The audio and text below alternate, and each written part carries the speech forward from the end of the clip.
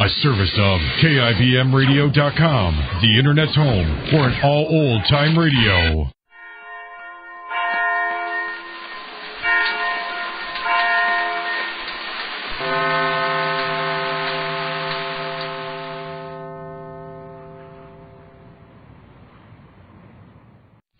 The Couple Next Door, written by Peg Lynch and starring Peg Lynch and Alan Bunce.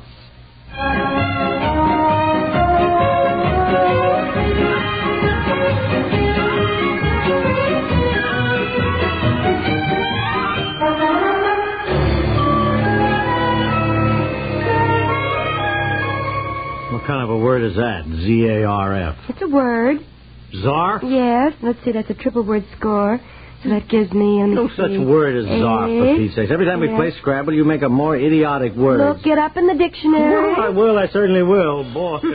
Look it up. You'll find it. Yeah. You know, you Get don't the phone, will you don't really appreciate me, dear. You see, I have a much larger vocabulary than you do. Yes, that's so. Well, this one isn't in it, I'll tell you You that. could learn a lot from me, dear. Hello? Yes? For Pete's sake. Mother! For goodness sake, it's Mother. Yes, dear? Something wrong? Must be for her to call long distance. Yeah? Where's the dictionary? Oh, yes, Mother, I'm so sorry. I should have written you. Never mind, I got it. No, we won't be there for dinner No, that then. Wednesday. We'll drive over in the morning. Zarf. Yes, Z-A-R-F. probably. No, we're sitting here playing Scrabble. Darling, there is no zarf in the dictionary. I'm beating him, and he doesn't like it. Honey, there's no zarf here, Yeah. I told you. Hold on, Mother. We'll drive to Mother's that morning, won't we? Huh? Drive to Mother Thanksgiving morning. We'll go in the morning, not the night before, probably, huh? Don't you think so? Yeah, I guess. We'll be over that morning, Mother. Well, I'll be. All right, dear. No, everything's I fine. wouldn't have believed it. Oh, still got my cold, I've yeah. been right in my life. No, still in the garage. I don't know when we're getting in the house. I've almost given up. All right, dear. We'll see you Thanksgiving. Bye-bye. Well, did you find Zarf? Yeah. What's it say? Zarf, a cup-like holder, usually of ornamental metal, used for a coffee cup without a handle. Yeah, see? Now, how in blazes did you know that? Oh, I looked up some Z's the other day. I never know any. What's the matter? What'd you What just is say to your mother about Thanksgiving? I said we'd be over there that morning. Why? We're going to my folks for Thanksgiving. Well, now, you don't need to look at me like that. Weeks ago... Oh, now look here. This is weeks ago, Mother asked us to come over there for Thanksgiving, and we said yes, we would come over there. The first I have ever heard. My mother has been planning on us. Look, well, she'll just have to change her plans then, because my folks asked us weeks ago, and we're going there for Thanksgiving.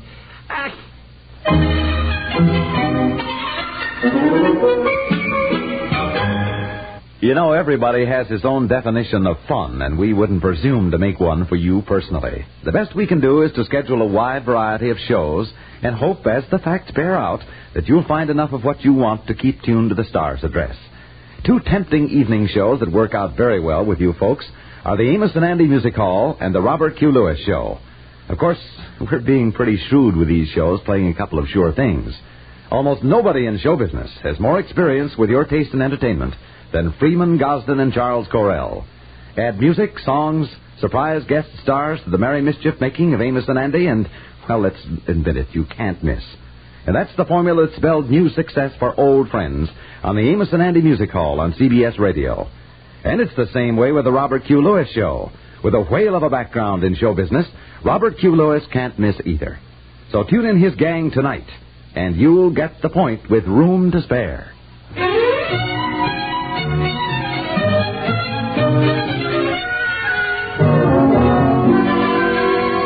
Now, look, there is no sense going on about it. We're not getting anywhere this way. No, seriously, don't you remember when my mother asked us for Thanksgiving? No, I don't, dear. Because my mother said something ages ago, and I've just always had it in my mind that we were going there. Well, look, I know my folks are planning on Well, it. I know my mother's planning on us. Yeah, well, it's obvious we can't go two places. Oh, why do we have to go through this every year? Every year, and no matter where we go, the other one's feelings are hurt. Hey, why don't we drive over that Wednesday night, spend the evening with your mother, have an early dinner the next day with her, see, and then get in the car and drive over to my folks. It's a 2-hour drive.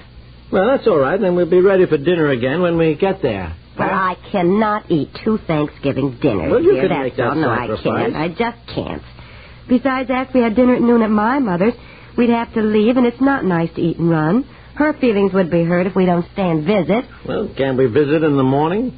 Oh, visit him. We'll be in the kitchen getting the dinner ready, bustling around. It's not the same thing, that's all. We just can't do it. Well, then I don't see any solution except to ask them all here. Here? A Thanksgiving dinner in the garage here? No, we don't have to make a big thing of it. We'll just ask Mother and Dad, and you just ask your mother, and we'll make it a very simple family gathering. The grandparents will be here with Betsy and Bobby. That's the main thing, huh? Yeah. Well, I'm afraid that's what we'll have to Look, do. we can manage all right. Don't worry about it. They won't be staying overnight. Yes, all right, I suppose. All right, dear, you call your mother and see what she says. Yeah.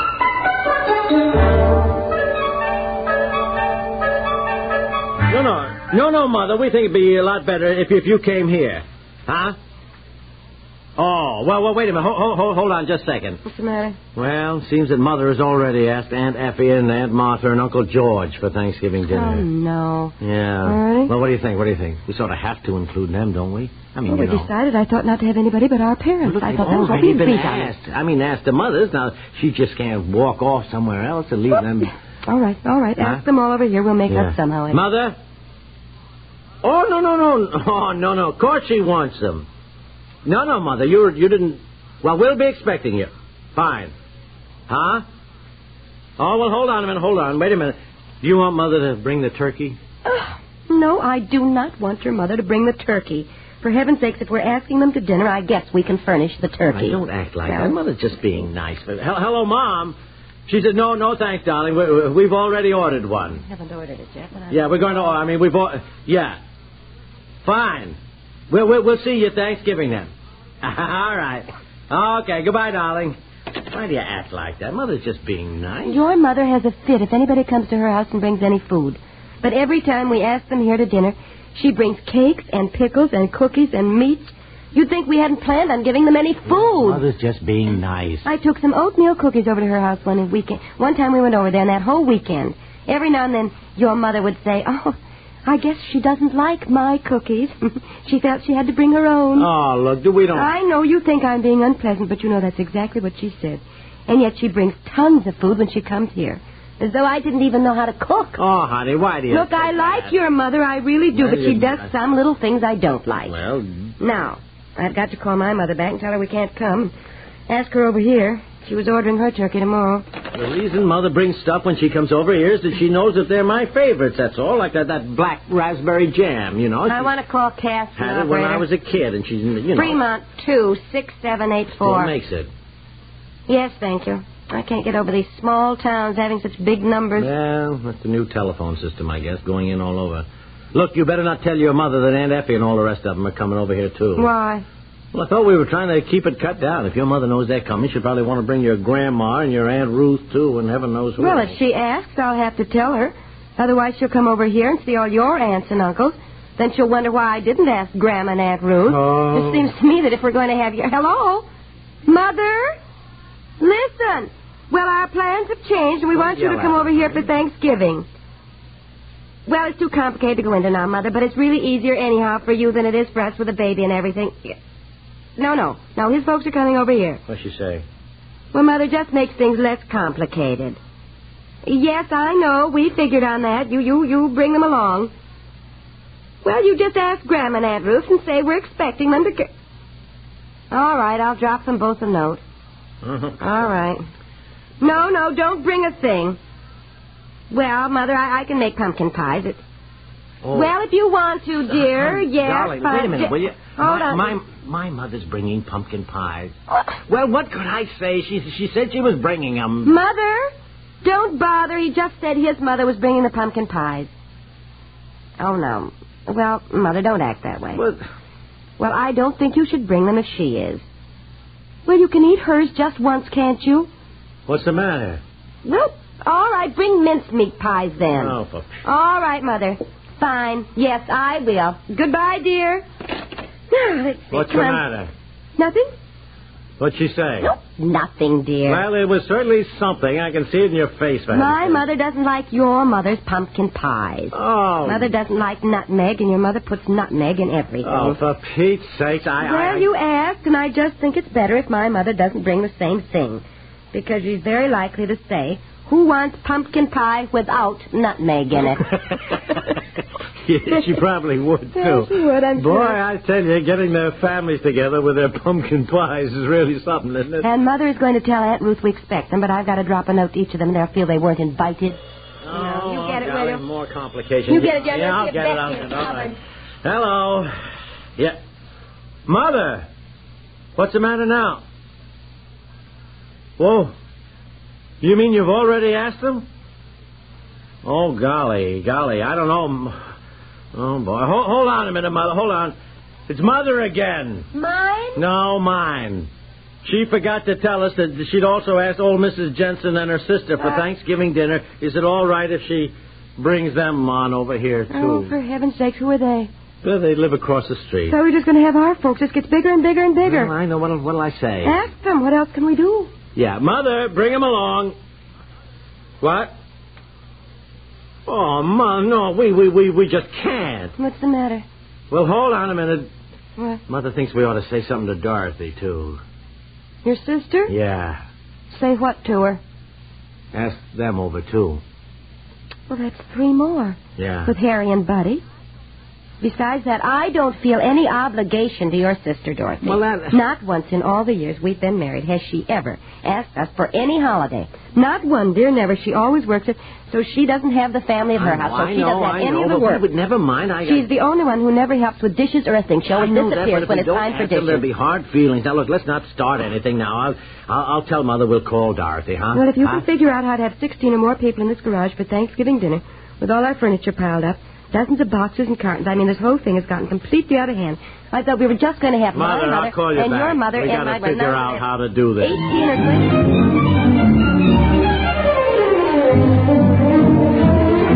Right, you're absolutely right. We cannot have 16 people in this garage for Thanksgiving dinner. Look, why don't we call up both our families and tell them forget the whole thing, we can't manage it. So that nobody's feelings will be hurt. We'll stay here by ourselves and have our own Thanksgiving dinner. Oh, no, dear, that won't be any fun for Betsy. Well, it won't be any fun for you trying to get dinner with all that 16 people jammed in here. Well, it is Thanksgiving, and I see how your mother feels. She likes to have her children around, too. Call Dorothy and invite them. Darling, we don't have room. Well, we will have room. We're going to move into the house. Into the house? You crazy?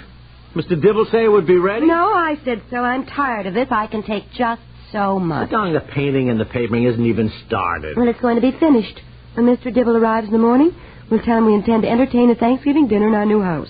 Oh, honey, I don't think all that papering and painting can be finished by that Then time. we're moving in anyhow. Huh? Even if there are buckets of paint and wallpaper paste and stepladders all over, it'll be better than living in this garage.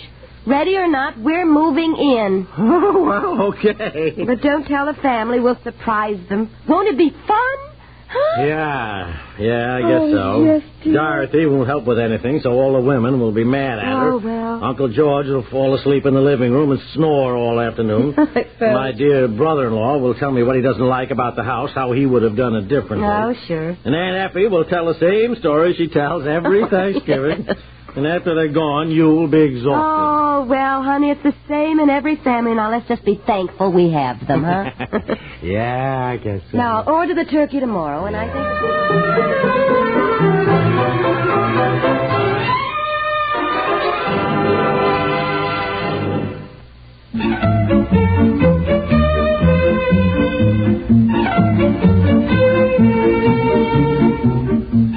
The Couple Next Door is written by Peg Lynch and stars Peg Lynch and Alan Bunce and is produced by Walter Hart. This was an original old radio broadcast presented by Radio of Yesteryear. Carol Hawkins speaking.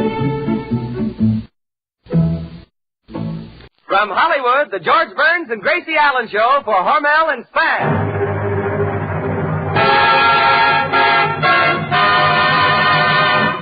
Crazy people.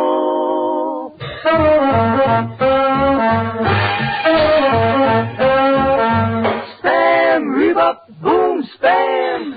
George Burns and Gracie Allen on a show where there's orchestra, singing glee with a smooth East Street. Last but not least, with Bud Heaston.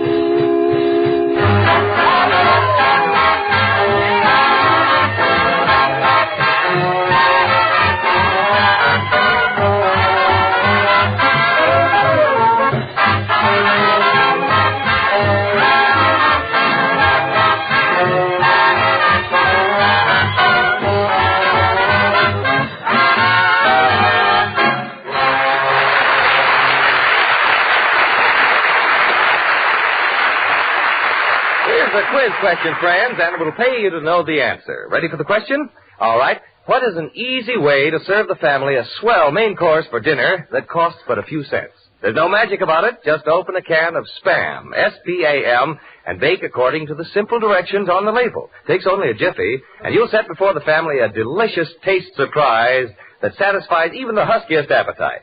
That's because Spam is grand-tasting meat, and baked, it certainly makes a hit. The perfect combination of juicy pork shoulder and ham meat, originated by Hormel, gives Spam extra flavor, extra goodness. Try a Spam bake for dinner tomorrow. Just be sure you ask your food dealer for S-P-A-M Spam.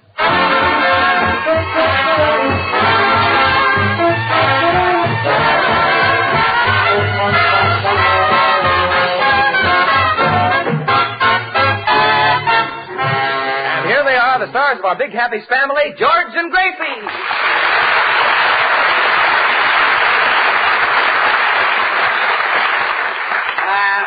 Thank you very, very much. Tonight, ladies and gentlemen... Oh, George, where's Gracie? She's not here. Tonight, ladies and gentlemen... George, can you do a show without Gracie? Certainly I can do a show without her. Do you think I need Gracie? Certainly, Bud. He needs Gracie about as much as Dorothy Lamour needs a sarong. Yeah. Oh, yeah? Well, listen, I happen to have a lot of talent, and... Well, I'll answer you later. Hello? This is Spam's meet. I'm Gracie Allen speaking. Gracie, where are you? We're doing a broadcast, and you're supposed to be here. I couldn't get down on account of my granddaddy's very sick. He was on the floor all last night, and we're awfully worried. He was on the floor? Yes. What about the bed? Well, we couldn't use that. We had a party here last night. Where could we put the hats and coats? Well, Gracie, where's your granddaddy now? He's down in the kitchen with a temperature of 105, and we're awfully He has worried. a temperature of 105? Yes, and we're... Well, why'd you got him in the kitchen? Well, he's defrosting the icebox. Your granddaddy's in the Frigidaire? For 7 hours. Well, aren't you afraid he'll freeze? Oh, that's impossible. Every hour we open the Frigidaire and ask him if he's cold. He doesn't answer. Look, Gracie, we're doing a broadcast. Really? What station? I must listen in. Well, never mind. There's a smart idea, putting a man with a temperature in a Frigidaire. I suppose to cure him, they'll put an ice pack on his head and a hot water bottle on his feet. Oh, George, all they need to use is a can of Spam. Can of Spam? Sure, cold or hot, it hits the spot. Oh, yes. But you're a regular Dr. Kildare. Look, everybody, not that I need Gracie, but I think we ought to go over to Gracie's house and do the broadcast. Might make an old man happy. Well, if it's going to make you happy, George, let's go. Oh. Quiet. Bueno, podemos hacer una cosa. Yo tengo un carro nuevo. Si quieren, yo puedo llevar. Yes, guitar player, I know. What is it, Senor Lee? Why don't you drive down in my car? I just got a brand new rooster. A rooster? Si, senor. A car made by General Motors. And it's not General Motors, it's General Motors. Oh. A mother is, well, for example, when you were a baby, who combed your hair? That's what I'd like to know. The part isn't straight. Well, quiet. Come on, everybody. We got to get to Gracie's house.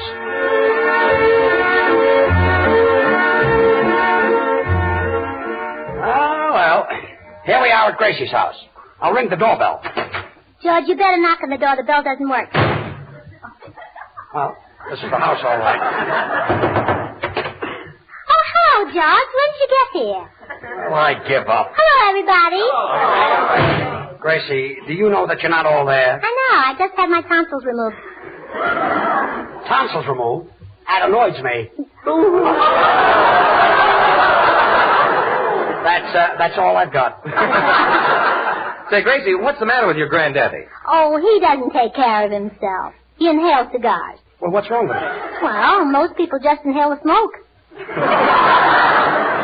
Look, Gracie, you'll have to excuse me if I run away just before the broadcast is over. You see, I've got a date with a little redhead, and she won't wait. Well. A redhead? Say, Poopsie, how do you get all these gals? Well, why shouldn't he? George is a good dancer, he's a swell dresser, he's romantic, spends lots of money. Continued on next page. Artie, don't read that part.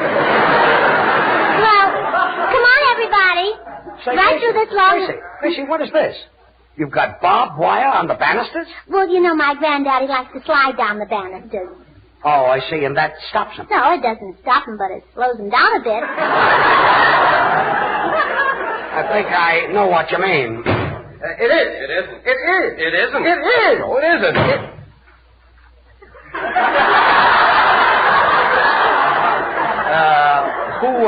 Who are they? Oh, they've been living here for over a year. Well, who are they? I don't know.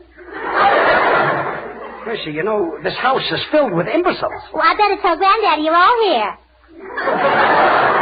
Well, never mind that. We better start the broadcast. What's tonight's program about, George? It's about Thanksgiving. What's that? What's that? Look, Gracie, as far back as you can remember, what always happened in November? Roosevelt was elected.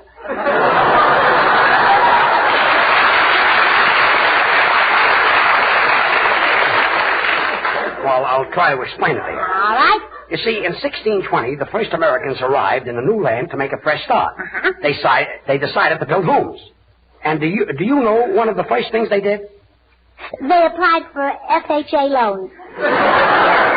FHA loans didn't come until 300 years later. Well, you've got to go through a lot of red tape before you get the money.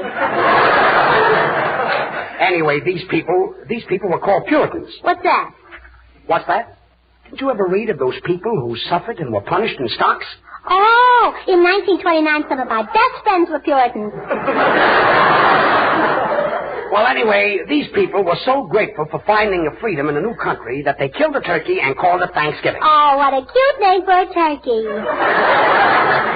And the custom still remains. Even today, we chop the heads off turkeys. How can you knock off all their heads at once? A turkey only has one head. Then where do all the necks come from? Last year, my sister got a neck, my brother got a neck, my uncle got a neck. Oh, well, this is the end. That's the part my daddy got.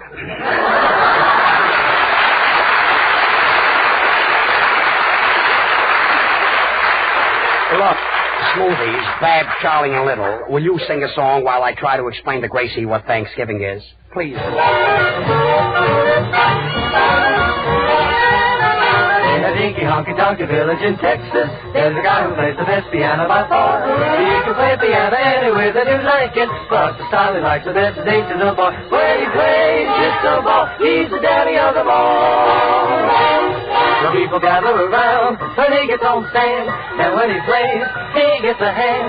The rhythm he beats puts the cats in a trance. Nobody's there, while if you dance, but when he jams with the bass and guitar, they holler, beat me daddy, get to the bar. Clink, clank, clink, clank, clink, clank, rocking on the keys. Riff, riff, riff, riff, riff, riff, rip it out with ease. But when he jams with the bass and guitar, they holler, beat me daddy, get to the bar, just beat me. Please beat me. Oh, beat me. Just listen to the beat they're playing, eight to the bar. The looky bug is gonna get you the hunky style rollout. Said you piano man, now beat it, daddy, eight to the bar. Oh, rockin' in rhythm, well, alright. And the junk rock with them, well, alright. Lead me seven to the bar, boy. I want an off-beat kick. The boogie-woogie style and I'm swinging on a gate. Well, alright. I got the solid rhythm in me and I got to syncopate. Well, alright. Now that everybody's happy, there's nothing left to do. So, Mr. Piano Man, we're gonna leave it to you. Well, alright. Beat me, daddy, daddy, beat me. Eight to the bar.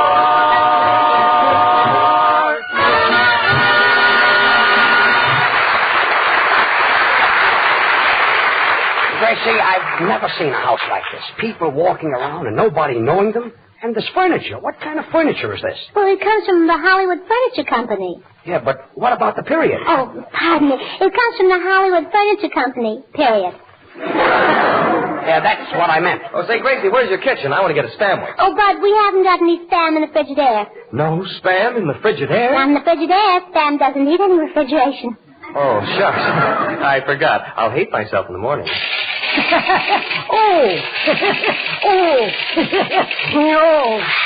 Oh! What's that? That's my granddaddy. He's sliding down the banister.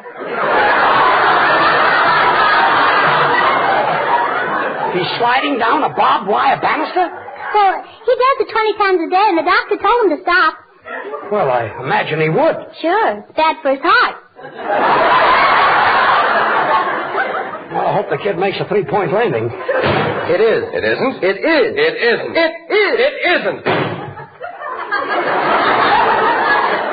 Gracie, these fellas have been living in your house for over a year and you don't know who they are? That's right. Well, why don't you ask them? I don't talk to strangers.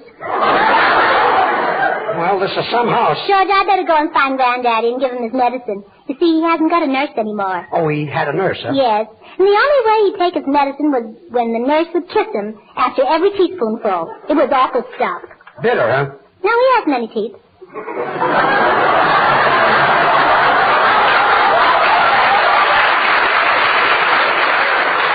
Well, let's get this over with. All right, let's find your granddaddy and give him this medicine. Boy, what a house. I've never seen. Hey, Soundman, 4 years in Harvard. Why are you sitting out in the hall all by yourself, sulking? A big Harvard-Yale game this year, and I won't be there. Well, why don't you go? Not after the sad experience I had last year. There I was at the stadium. It was the last quarter. The score was 0-0. Just as Yale was making a touchdown, somebody stuck a gun in my back and held me up. Well, there were millions of people there. Why didn't you yell? What? And have them think I was rooting for Yale? Well, come on, Gracie. Hey, George. When you meet this little red-headed girl tonight, why don't you take her to the Follies Bergère? It's a swell show. Ah, those girly shows are all the same, Artie. Take away their feathers and their little umbrellas, and what have you got? High blood pressure. Oh, quiet. Well, here's Granddaddy's room. Well, look, Gracie, before we all go in, what's the matter with your granddaddy? Well, we really don't know. In the middle of the night, we heard strange noises, and we ran into Granddaddy's room, and there he was shaking all over. He was shaking all over? Yes. Well, what did you do? What did we do? We sent for a doctor. Well, what did the doctor do? Well, he took the Madame Lazanga record off the control, and we all went back to sleep again. Kid has probably got rheumatism. Hiya, Grace. Hiya, Grandpa. Well, what's the matter, Grandpa? Don't you feel well? No, Georgie boy. Say, hand me that picture of Hetty Lamar on a sleeping tablet. Oh, I can't find Hetty Lamar's picture. Do you want this one of Van Sheridan? No, I'm saving her until I feel better. Yahoo! Well, wait, Grandpa. I'll look in this closet. It is. It isn't. It is. It isn't. I can't say. Gracie, can't somebody else in your family give him the medicine?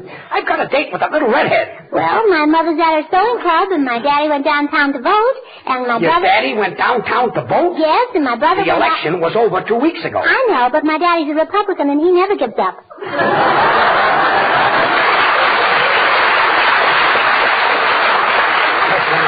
Try to understand this. I've got a date with a girl. Senor Burns, I can't stand this. Senor Burns, look out. Don't get excited. You'll break a blood weasel. Now, don't worry about me. And besides, you said that wrong. Oh, perdóname. Don't get excited. You'll break a blood weasel. Well, that's much better. Hey, buddy boy. What is it, Granddaddy? Buddy boy, would you mind reaching in that coat pocket and getting me a cigar? Oh, what coat, Grandpa? The one George is wearing. There aren't any cigars in my pocket. You mean you didn't get anything with that suit? That was a pretty good one, Corny. Oh, quiet. Even if I did have a cigar, if I did get a cigar with it, why should I give it to you? You're the tightest old man I ever met. You never gave anybody anything. Oh, Judge, you shouldn't say that to my granddaddy when he's so sick. He gave you something. When did he ever give me something? Tonight. What did he give me? The measles. The measles?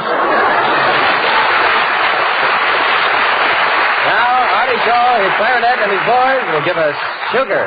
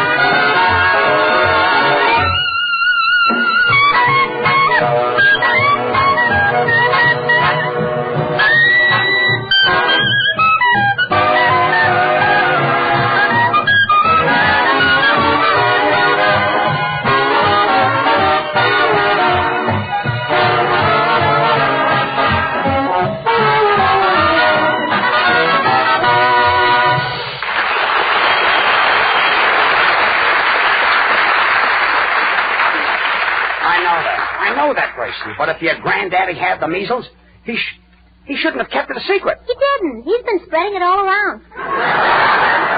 Why do they ever go into this crazy house?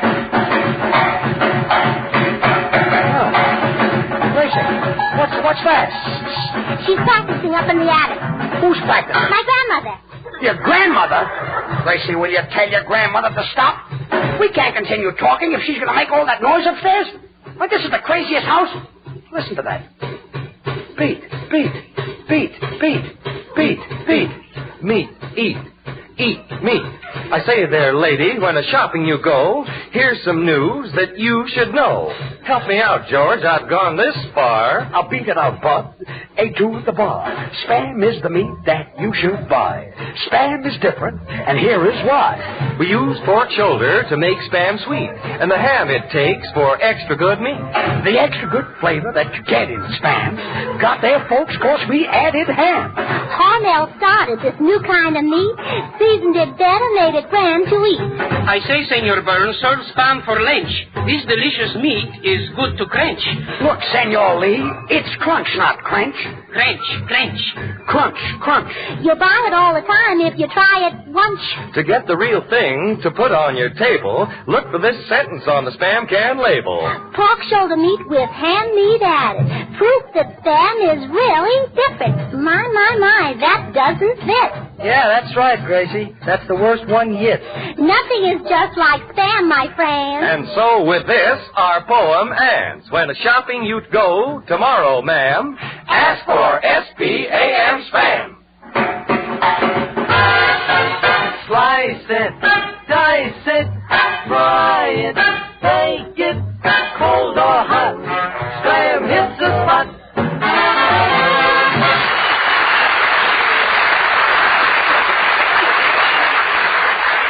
Look, George, if there's a possibility of your having the measles, I wouldn't keep that date with that redhead. Well, don't worry about me, Artie. I'm going out right now and get myself inoculated. Well, why do it tonight? Why don't you wait until New Year's Eve? Look, Gracie, inoculation prevents sickness. You see, millions of germs can live on the head of a pin. How can they eat that stuff? They use a knife and fork. Oh! Well, I'm going to get out of this house before it's too late.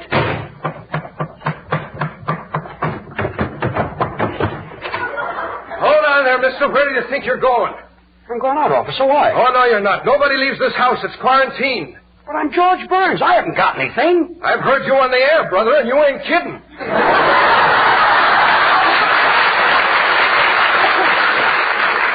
Let me tell you Get something. back in there. Well, this is a fine thing. And I've got myself... Oh, look who's here. Hello, George. Are you back from your date already? Did you meet that girl? Did you kiss her? Gracie, I was stopped by a cop. Oh, that's what always happens in those parked cars. I knew you'd understand me. Once I was in a parked car with the freshest fella, and you know what he said to me? Will you be reasonable? That's what he said to me. Oh, stop. That's what I said to him. Gracie, I didn't even get out of the door. There's a cop outside. He says your house is quarantined. He's crazy. It's Ducko. Well, never mind. I'll see you later. I've got to keep this date.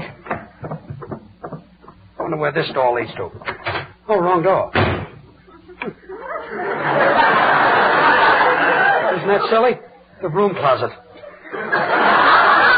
look who's here. Hello, George. When did you get back? Did you have a nice time with the little redhead? Gracie, I was in the broom closet. Oh, her husband came home, huh? Look, I'm trying to get out of this house of yours. Well, I've got an idea. Let's do what they do in the movies. Now, I'll tie this bed sheet around you and let you out of the window. Say, that's not a bad idea. Here, put it on me right here. Oh, then I'll tie this end of the bed. All right. All ready, George. Climb out of the window. Well, here I go. Ouch! Gracie! Gracie! What? What part of the bed did you tie it to? The pillow! The pillow? Hey, you Burns, I told you the place was quarantined. Now get back in that house. Well, look who's there. Hello, George. Are you back from the date already? Did you have a nice time with the little redhead? See, I almost killed myself. I just went through that window. Oh, her husband came home again, huh? You know, you could use another ounce of brain. Not me. I'm overweight now. Well, matter where I go, that cop is there. I wish he'd stick to his beat. Stick to his what? Beat. Meat. Spam is the meat that you should eat. Spam is, I know that. I know. You should try. I know that, but we've done it before. This poetry is going from bad to verse. Oh. It's just a little slip. Look at me. I'm filthy. How can I get washed up? Just keep on telling those jokes, brother. Gracie, where's the washroom? Right down the hall. You can't miss it. It's the one with the gasoline pump in front of it. Gasoline pump? Sure. My grandmother's a tourist, and we like to make her feel at home. Well, I'll go in there and get cleaned up. It is. It isn't. It is. It isn't. It is. Wait a minute. All you guys have been doing is arguing. What are you arguing about? I claim this Thursday is the real Thanksgiving, and Joe says it isn't. Well, it is. It is. It is. Okay, still. Gracie, I've got to get out of here. Well, George, why don't you go up on the roof and slide down the drain pipe, and then when you get to the yard... The drain pipe? Yeah, when you get to the yard... The drain pipe? Oh, pardon me. I was Senor last night. Oh. Keep on going out with him and you won't be able to speak English. Senor Burns, when you say that, smile. Smile? Yes. S-M-E-L-L. Smile.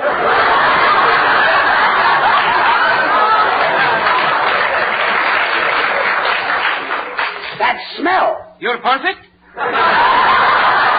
Oh, please, everything happens to me. Here I've got a date with a girl, I'm all messed up. I scrape my nose. Huh, what a pickle. Looks more like a banana. Oh, yeah? Well, my face happens to be all right. Doesn't bother me. Maybe that's on account of your standing behind it? Yeah, maybe. Well, I just got to get out of here. Mr. Burns. What does it sound, man? Just look at this goldfish bowl. It's a rhapsody in glass. It's made of pure quartz silicate. Time like this, he's got to impress me with his education. There must be some way out. Say, Soundman, what happened to the goldfish that were in that bowl? Answer me, what did you do with those goldfish? Forgive me, Miss Ellen, I couldn't help it. Once a Harvard man, always a Harvard man. Well, there must be some way out of here. Soundman, I don't mind you eating the goldfish, but Tom Harmon is going to get pretty angry. Why, Tom Harmon is that great Michigan football player. Well, it's also the name of our cat. You call your cat Tom Harmon? Well, yeah, that's on account of every time he gets loose, he makes 10 yards.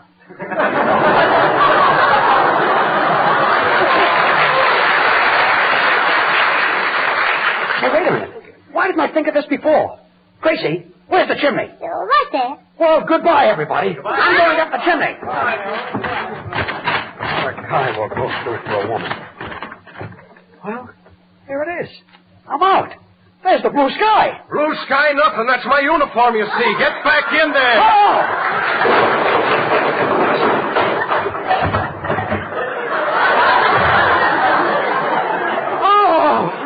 Look who's here. Hello, George. You back in the Quiet!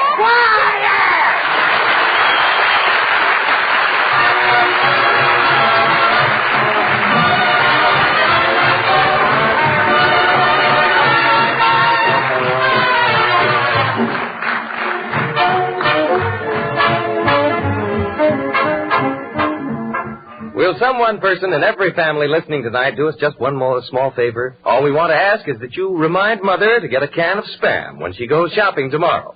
You'll be doing a bigger favor for yourself because Spam is absolutely the most popular new meat item in a generation. Once you taste Spam's tempting flavor, its tender, meaty goodness, you'll want to serve Spam often.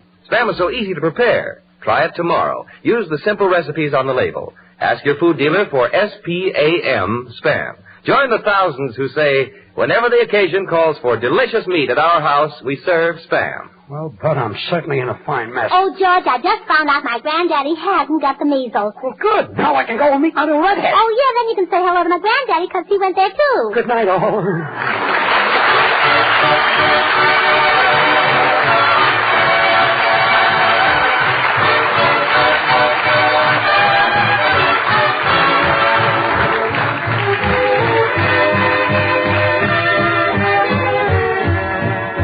Join us again next week, same time, same station, for another Burns and Allen show with Artie Shaw and his orchestra and the Smoothies. Until then, this is Bud Easton reminding you to remember that cold or hot, Spam hits the spot.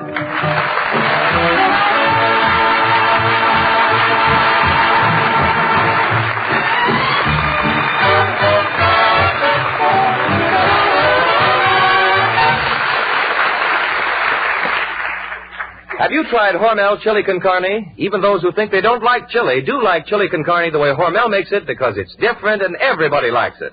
Double your money back if you don't like it. Try Hormel chili con carne tomorrow. This is the National Broadcasting Company.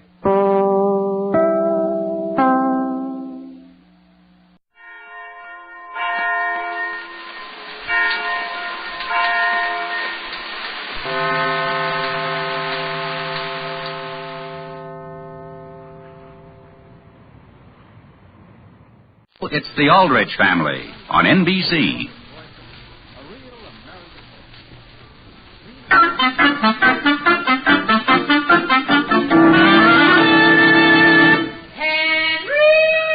Henry Aldrich! Coming, Mother? Yes, it's The Aldrich Family is transcribed, written by Clifford Goldsmith.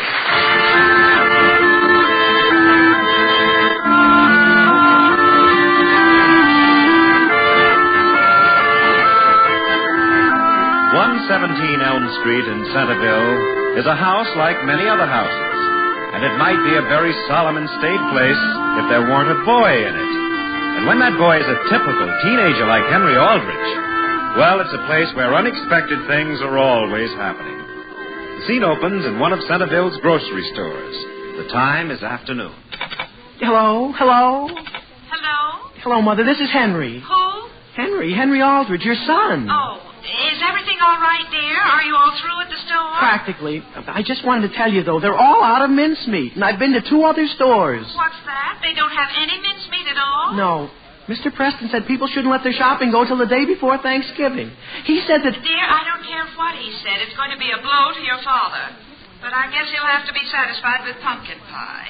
I know, but they don't have any pumpkins either. Don't they have any canned pumpkin? Oh, canned pumpkin? And, Henry, have you picked up the turkey? No, not yet. I haven't been over to that side of the store. Well, dear, you go over there just as soon as you hang up and tell Mr. McGill you want the turkey I ordered 3 weeks ago. Yes, Mother. Only how about Sage? What about it? Hey, Henry. What do you want, Homer? When you get through with that phone, I want it. What's that, Henry? Mother, I said, what shall I do about Sage? They're all out of it. Henry, they can't be. Mr. Preston said it's account of the late shopping. Well, dear, you ask Mr. Preston whether he can't fix up Mrs. Aldrich with just a little sage for her Thanksgiving dinner. I'm sure he has some put away somewhere. Listen, Henry, when can I use that phone? Gee whiz, Homer, can't you see I'm talking to my mother? What's that, Henry? Nothing, Mother. I'm just talking to Homer. Henry, you aren't fooling around down there with Homer, are you? What's that? It sounds to me like you haven't done any of the shopping I sent you to do. Well, I'm doing the best I can, Mother. Gee whiz, all I've got is 2 pair of hands. Listen, Henry, I've got to use that phone. Well, please hurry, dear, and don't waste any time with Homer. But, Mother. Goodbye. Goodbye. Boy, Henry, it's about time. Was Homer, you have to push a guy right out of the booth? Don't speak to me. Don't say a word. Trying to remember 5 different things to tell my mother. I gotta get some sage. Number, please. Squash, chestnut, cinnamon. Number, please. Cinnamon. Operator, just make it plain 232 without the cinnamon. May I have your number, please? I told you, 232, Elm. Elm, 232. Gee whiz, now I've forgotten our whole Thanksgiving dinner. Squash, chestnuts, cinnamon. Oh, boy. Squash, chestnuts, cinnamon. Hello? Yeah, listen, Mother, what came after cinnamon? What's that? Who did you want? Isn't this my mother? Well, yes, Homer, it is. Have you got everything for our dinner? Well, the only thing in your list that they've got is breadcrumbs and cleaning powder. Well, did you get them? Well, yes, but it isn't much of a Thanksgiving dinner. What's that? Oh, boy, cranberries. What? I just happen to remember cranberries. That's what came after cinnamon. Well, what about them? I can't get any. Oh, now, Homer, they must have at least a few cranberries. No, they haven't. Henry Aldrich got the last half pound. What's that? Oh, Homer, you aren't wasting your afternoon with Henry Aldrich, are you? No. Only gee whiz, he bought the last cranberries. Well, dear, I don't see how we can have turkey without cranberries. Well, you don't have to worry, Mother. I've got something even better. Oh, that's good. What'd you get? Ketchup. Ketchup? Did you go with turkey? Oh, well, I like it on anything. And so does Father. I know, dear. And it's red. If you pour it on corn kernels, it looks just like cranberries. Oh, Homer, did you tell Mr. McGill you want our turkey? Well, that's another thing. There's only one. Well, one is all we want. No, I mean one turkey for everybody. And Mr. McGill isn't sure, but he's pretty sure Mrs. Aldrich reserved that. Now, dear, Mrs. Aldrich didn't reserve that turkey any more than I did. I asked Mr. McGill to put it aside for me weeks ago. You did? Yes, now run right over and tell him. Hey, Homer, I gotta use that phone again. Well, just a minute, Henry. Homer, is Henry Aldrich there? Well, yes, Mother. Well, he hasn't got hold of that turkey, has he? Just a minute. Henry, what's in that big bag there? Squash. Now, hurry up, Homer. Mother, it's all right. It's squash. Oh, Homer, did you get any squash? Well, that's what I was going to tell you. They don't have the kind you wanted. Look, shall I get the kind Henry got? Dear, get any kind, just so long as your father has a good squash when he sits down with his turkey. Okay. Hey, Homer, will you let me have that phone? Okay, here. Well, thanks. Hello? Hello? Listen, Homer, why are you handing me your mother? Well, hang her up. What? Goodbye, Mother. Boy, will I be glad when Thanksgiving is over. Homer, will you please get your oranges and flour and stuff out of this booth? I'm getting them out, Henry. Listen, where did you get that squash? There aren't any more. There aren't? Henry, I'm getting sick of you taking the last everything in this place. Homer, you gotta keep your eyes open around here. Number, please. Elm 303. Elm 303. Just a minute there, Aldrich. What's that? What do you got there in your hand? A can of pumpkin. It was the last one on the counter. I'll say it was. I've been looking all over for it. For this? That's part of Mrs. Bartlett's order. Now give it to me. Oh, gee whiz. Hello? Hello, Mother. What do you think just happened? Dear, what is it you want now? Well, I was going to ask whether one can of pumpkin would be enough. Well, I guess I could make a pie with one can. But, Mother, they just took it away from me. What? The man said Mrs. Bartlett saw it first. Dear, do you realize tomorrow is Thanksgiving? It sounds to me as though you aren't even trying. Mother, you'll be glad to hear I got a lot of parsley. Parsley? There doesn't seem to be much of a demand for that. I took 6 pounds. Henry, do you have our turkey?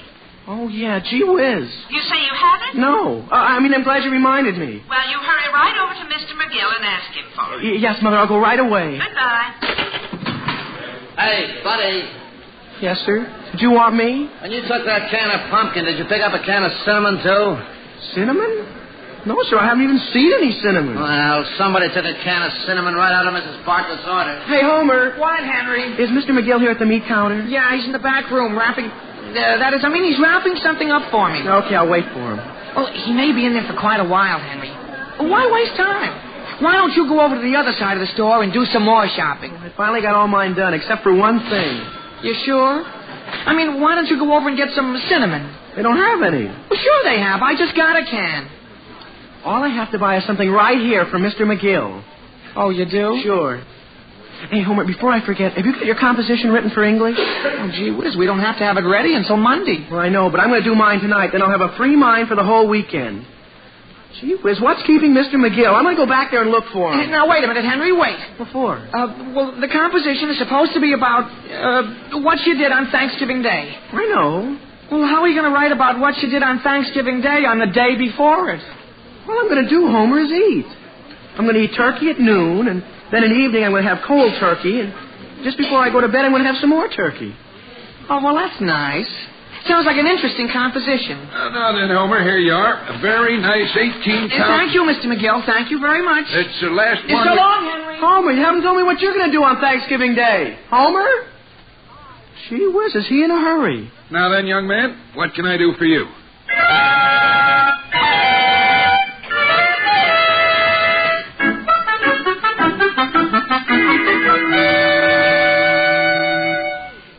Didn't you explain to Mr. McGill that he promised me a turkey? Well, sure, Mother, and he said that he could definitely promise you one. When? The day after tomorrow. Henry, I need a turkey for Thanksgiving, not the day after. When Homer took that turkey, did you tell him he was really taking our Thanksgiving dinner? Mother, I didn't have a chance to. He just grabbed it from right under my nose and ran. And Mr. McGill said Homer told him we didn't want the turkey? Well, Mr. McGill said Homer didn't actually say it. He just implied that we didn't. Very well, Henry, here's what I want you to do. You're to go over to the Browns and tell Homer's mother exactly what happened. And demand the turkey? You don't have to demand it, dear. If you just explain things, I'm sure Mrs. Brown will be only too glad to give it to you. She will? Yes, dear. Now start right away. Yes, Mother. And hurry right back with it. Yes, Mother. Alice? Yes, Sam? Where did you just send Henry? Over to the Browns, dear, to get that turkey. Now, wait a minute, Alice. Dear, I'm sorry. It isn't theirs, it's ours. And we have guests coming. But, Alice, the Browns are old friends of ours. You can't do a thing like that to them. Not at Thanksgiving. And besides, in all fairness, they have an equal right to that turkey. Now, the sensible thing to do is... Whom are you calling? Number, please. Elm 391. Elm 391. Sam, you aren't inviting anyone else for dinner, are you? No, Alice, I'm calling the market. Dear, believe me, they don't have any more turkeys down there. Very well. We'll get something else. Old Hill Market, good afternoon. Good afternoon. It's Mr. Aldrich. Oh, yes, sir. I'd like to place an order with you. All right, Mr. Aldrich. Now then, I'd like a couple of real nice roasters. What's that? Roasting chickens, say 5 or 6 pounds each. But, Mr. Aldrich, where am I going to get them? What's that? There isn't a chicken left in the place. Oh. Well, then you'd better make it a couple of good-sized ducks. Personally, I like duck just as well as turkey. No ducks, Mr. Aldrich. No ducks. Now, wait a minute. You must have something. Tomorrow's Thanksgiving. I know, Mr. Aldrich, but it seems like everybody waited till the last minute to do their shopping. My wife and I are having salmon. We're having company for dinner. I'll tell you what I can do, Mr. Aldrich. How would you like me to cut up a nice oxtail for you? Oxtail? What for? For Thanksgiving. It isn't the same as chicken, but it makes a dandy stew and very nourishing. Yeah, well, just skip the whole thing. Now, will there be anything else, Mr. Aldrich? No, thank you. I guess you've got everything. Goodbye. Goodbye. Alice. Which did you get, Sam, chickens or ducks? I've been thinking it over, Alice, and it seems to me you have a perfect right to demand that turkey from the Browns. And, dear, that's exactly what I told Henry to do. Good. But when Henry comes back with it, the thing to do is to call the Browns and insist that they come over here and have Thanksgiving with us. But, Sam, that turkey isn't large enough for all of their guests and our guests, too. Oh. Well, that's too bad. I hate to see the Browns go without... Yeah, I'll answer. Of course, if we serve plenty of muffins and yams, we might be able to stretch it. Hello? Is this you, Father? Yes, Henry, where are you? I'm downtown. Well, hurry on home. Don't dawdle with that turkey. Father, I'm dawdling without the turkey. What? They wouldn't give it to me. Mr. Brown said they bought and paid for the turkey, and that's all there was to it. Oh, he did. Father, isn't there any other place to get a turkey? I'm not interested in any other turkey. We're going to have that one the Browns have, and we're going to eat it tomorrow. Alone. They're not invited. You want me to go back and tell them? No, I'll take care of it. Father, I'm going to go back to see Homer anyhow. Never mind that, Henry. You come right home. But Father... Henry? Yes, sir, I'll be right there. Alice. Yes, Sam, what's the matter? I have tried to be patient. I have tried to be considerate. Now I am going to do something. What? Here, Alice, take this phone. I want you to call the Browns and demand our turkey.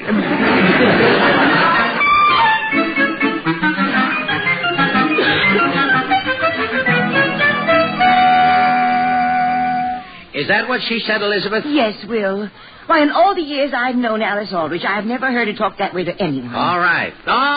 If they want to make an issue of the turkey, it's all right with me. Mother, I'll be back in a little while. Homer, where are you going? Just over to Henry's. It isn't so late, Mother. Homer, let's get this straight.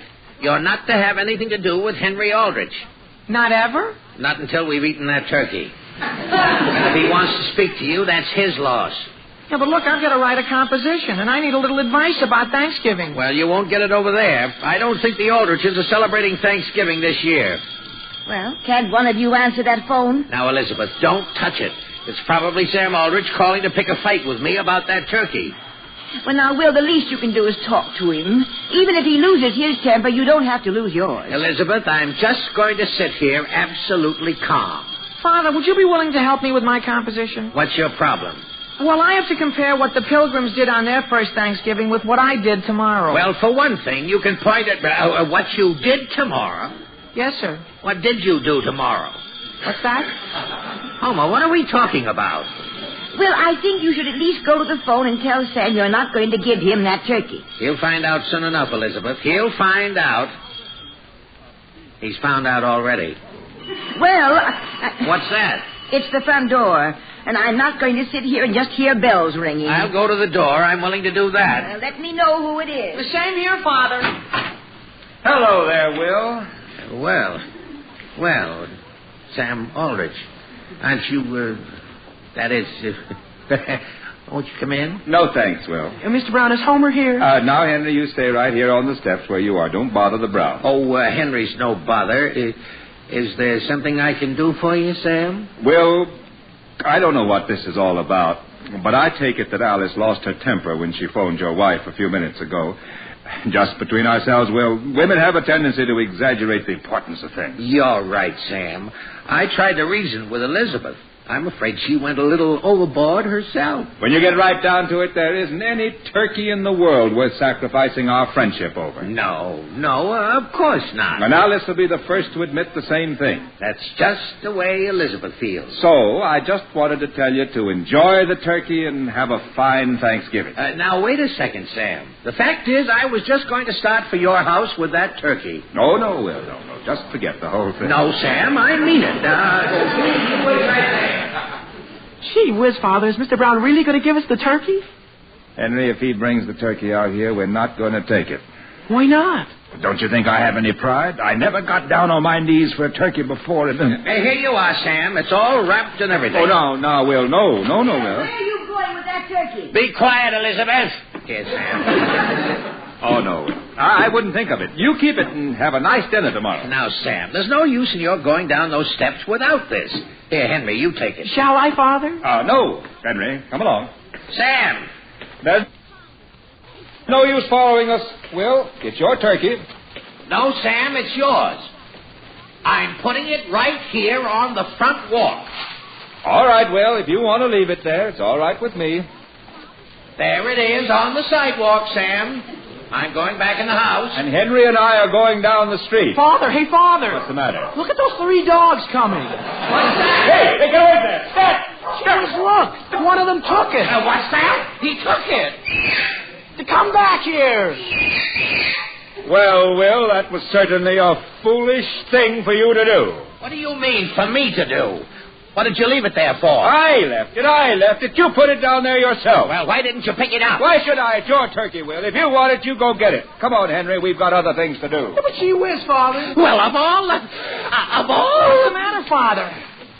Come on, Homer. We've got to chase a dog. A dog, Father? For Thanksgiving?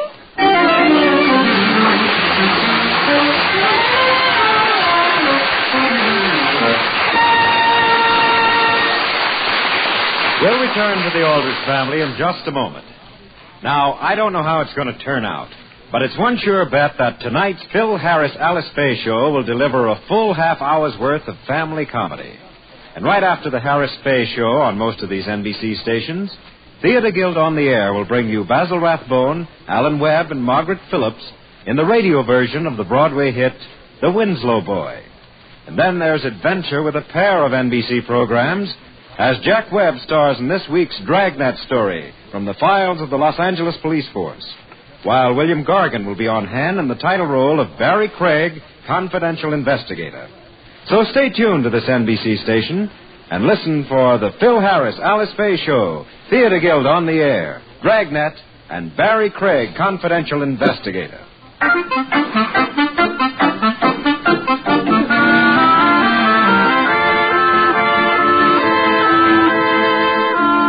Now getting back to the troubles of Henry Aldrich. The Browns had somehow got a turkey from the meat market that had been reserved for Mrs. Aldrich.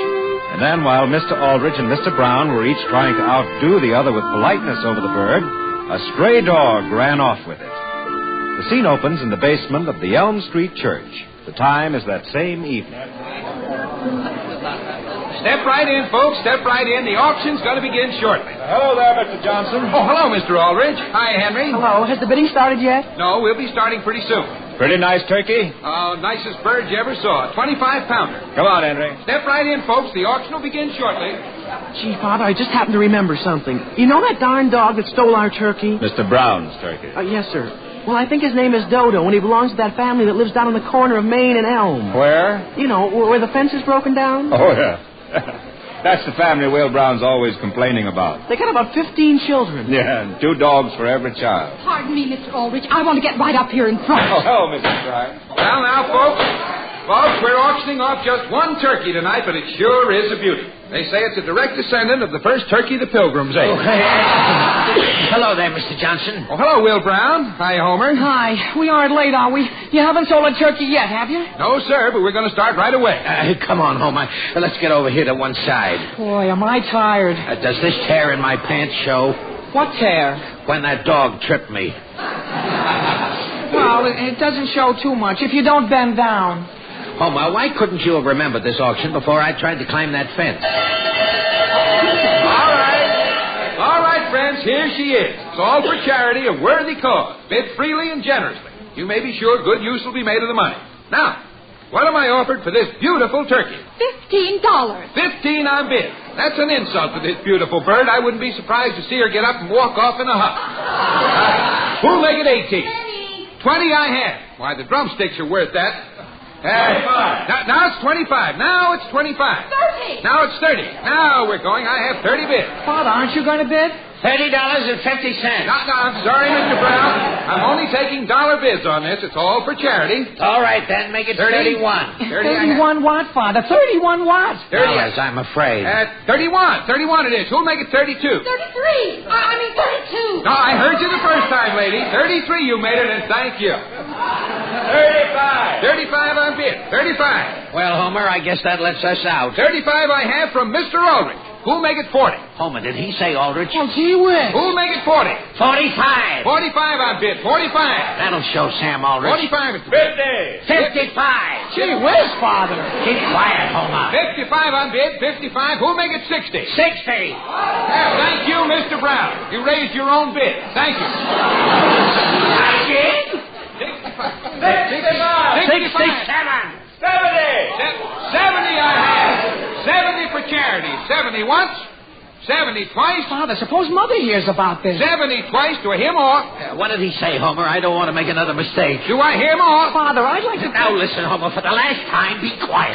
Sold for $70 to Samuel Aldrich. To who? That's a fine thing.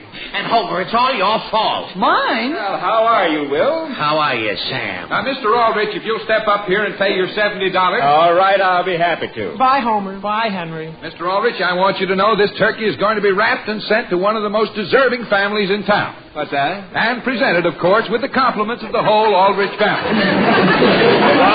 Oh, boy.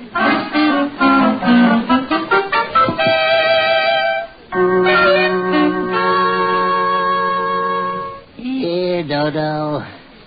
Come here, Dodo. Nice doggy, Dodo. Won't he give you the turkey, Papa? Dodo, give Papa the turkey. Junior, keep away. Do you want to frighten him? Here, Dodo.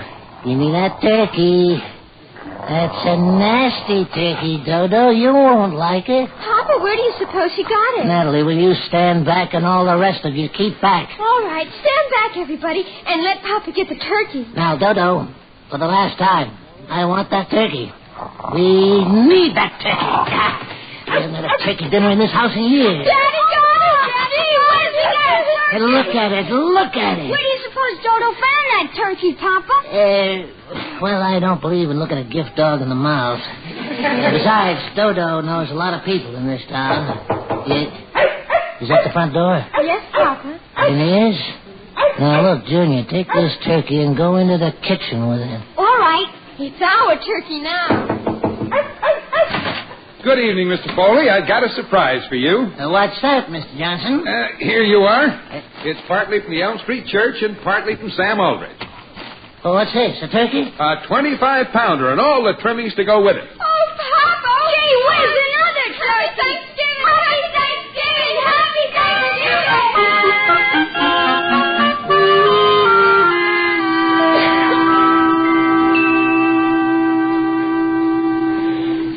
Just a minute, Alice, and I'll turn the light out. Don't forget to open the window before you get into bed.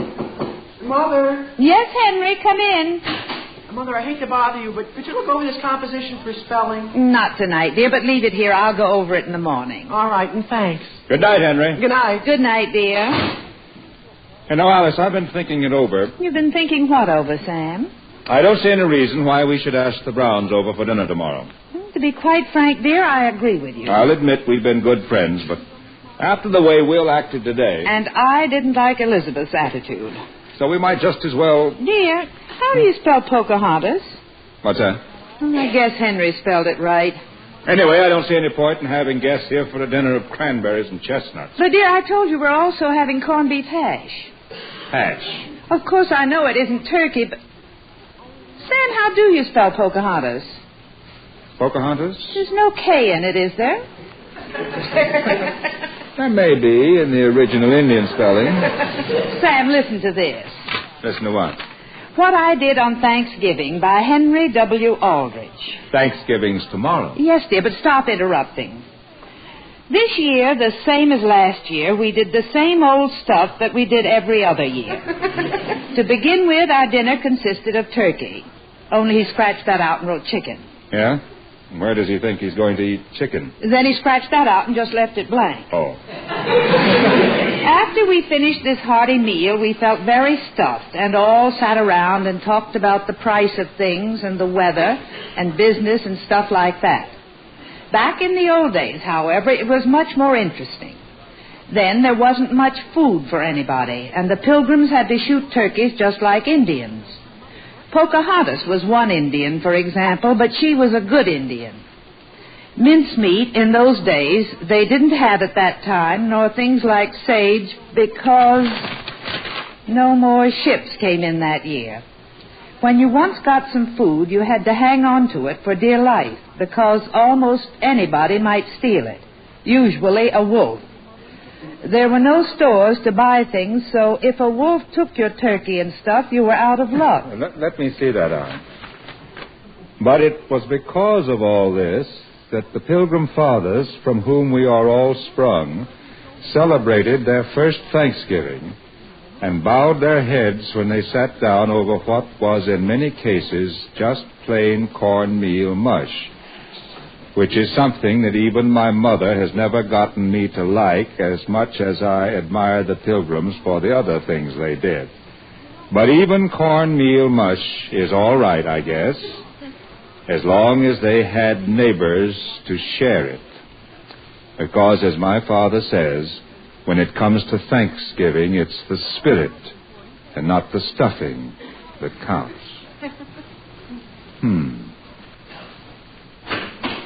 Father, Homer's on the phone.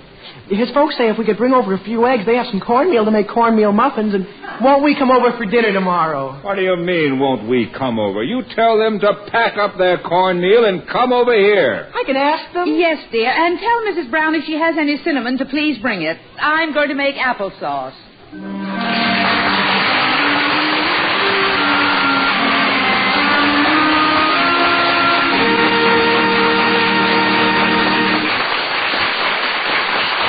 Fight communism by joining the Crusade for Freedom, the independent movement of the American people which supports Radio Free Europe and Radio Free Asia. These two networks are shattering the isolation which the Kremlin has imposed on its slave states. As a private enterprise, they can hit hard and expose the falseness of the communist line. They can spike the hate and lie campaign of the Soviets against the free world. So, help build more transmitters for Radio Free Europe and Radio Free Asia. Send your contribution to Crusade for Freedom, care of your local postmaster.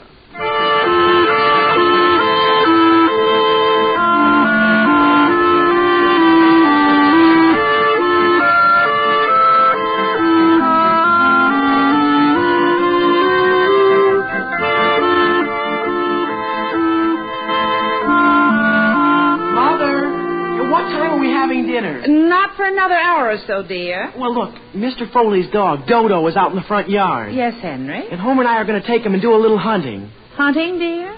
Just around the neighborhood and see what we can dig up.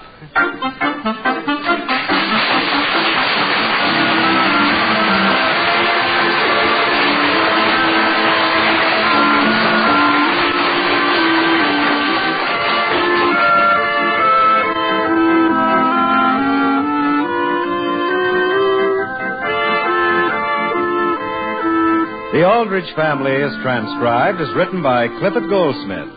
Henry is played by Bobby Ellis and Homer by Jack Grimes. Mr. and Mrs. Aldrich are House Jameson and Catherine Roth. Your announcer is Dick Dudley.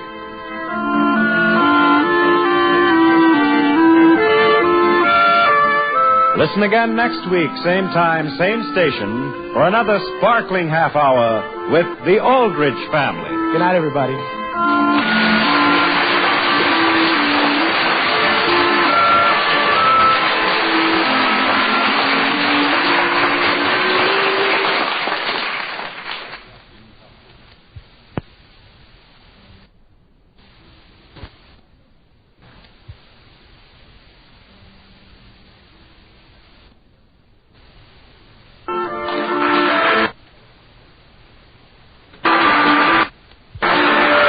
Now...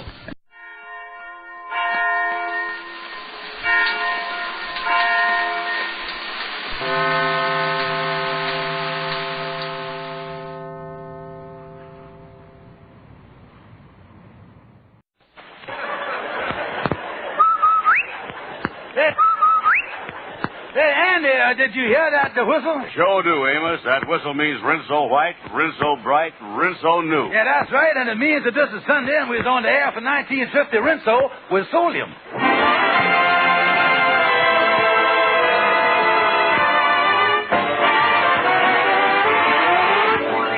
The Amos and Andy Show with Ernestine Wade, Lou Lubin, Johnny Lee, Willard Waterman, Jeff Alexander and his orchestra, and radio's all-time favorites, Amos and Andy.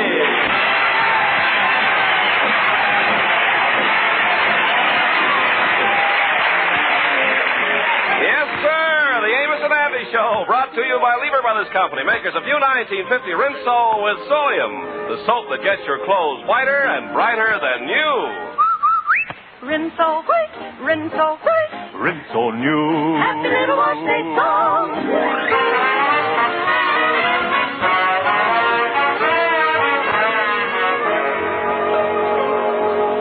Last year at the Thanksgiving celebration at Sapphire's mother's house, George Kingfish Stevens surprised the 22 assembled relatives by getting to his feet and making the following irrevocable statement. Yes, folks, I'm telling each and every one of you sweet people that 1 year from today, you is all invited to my house for a big Thanksgiving dinner. Well, another year has rolled around, and once again the happy Thanksgiving season is here. And this morning, when Sapphire reminded the Kingfish of his invitation, he turned to his wife and said sweetly, "What, have them 22 vultures here for Thanksgiving? I won't have them. I'll commit suicide first." George Stevens, you done invited them here, and they're coming. And that's all there is to it. Well, now listen, Sapphire, we can't feed that mob of gluttons. Gluttons? Why, at Mama's house last year, they all had perfect manners. Perfect manners, huh? Why, when that food come on, they charge for the table like Notre Dame's backfield. George, you're getting all worked up over nothing. If we get a 15-pound turkey, that'll be plenty. Not if your mama's there, it won't. 15-pound turkey is just like one hors d'oeuvre to that old local. George, you can complain all you want, but you is the one that invited my relatives. Now, what you gonna do about it? Well, maybe we can take them out to eat. Take them out to eat? Why could you take 22 people? Well, I might be able to make reservations at the Salvation Army. I don't know. Now, listen, George, we're going to have dinner here at home, and you is going to provide the dinner, and that's final. Well, now, wait a minute, Sapphire. George, I want to start off the meal with the shrimp cocktail. Then salad, cranberry sauce, candied yams, mince pie, pumpkin pie, and a nice turkey. Yeah, well, you're going to have to get a pretty light turkey, because all I got is $1.25, I tell you. George Stevens, this is one thing you ain't getting out of. I ain't going to be embarrassed in front of my relatives. Now, you get out of here and find some way to get us a Thanksgiving dinner. There's going to be fireworks, and not because it's the 4th of July. Do you hear that, you no good loafing bum? I'm going to the bedroom.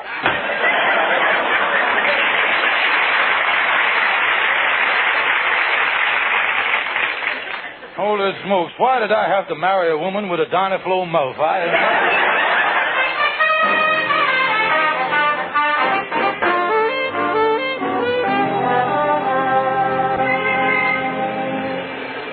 Well, come on, Anna. Let's walk on down to the lodge hall. Okay, Kingfish. You was really upset about your in-laws coming, ain't you? Oh, yeah, Anna, yeah. I'm really in trouble already. I got a pre-motor Thanksgiving dinner by Thursday. Yeah, well, with all them relatives coming, I guess you ain't got no oil tourniquet. Well, I wish they'd never started this Thanksgiving thing in the first place. If them pilgrims had only stayed back in Siberia where they belong, we wouldn't be... I guess that Paul Revere is much to blame as anybody. Riding around town on a horse shouting, "The Pilgrims is coming." Yeah, that's sort of thing, all right. Then on Thanksgiving Day, the Pilgrims asked all the in-laws to come in, and then they went out and shot turkeys for them. Yeah. That's where they made the mistake. They had any sense to have shot the in-laws instead. That would have been a nice custom to carry on through the years. Hey, you know, Kingfish, if you was got to feed all them in-laws... Hey, did you see the way that truck skidded around the corner? No deal. Hey, wait a minute, Anna. Now, where are you going, Kingfish? A package just fell off the back of that truck. Let me get it. Yeah, go ahead, get it. What is it, Kingfish? What you got? Wait a minute, Anna.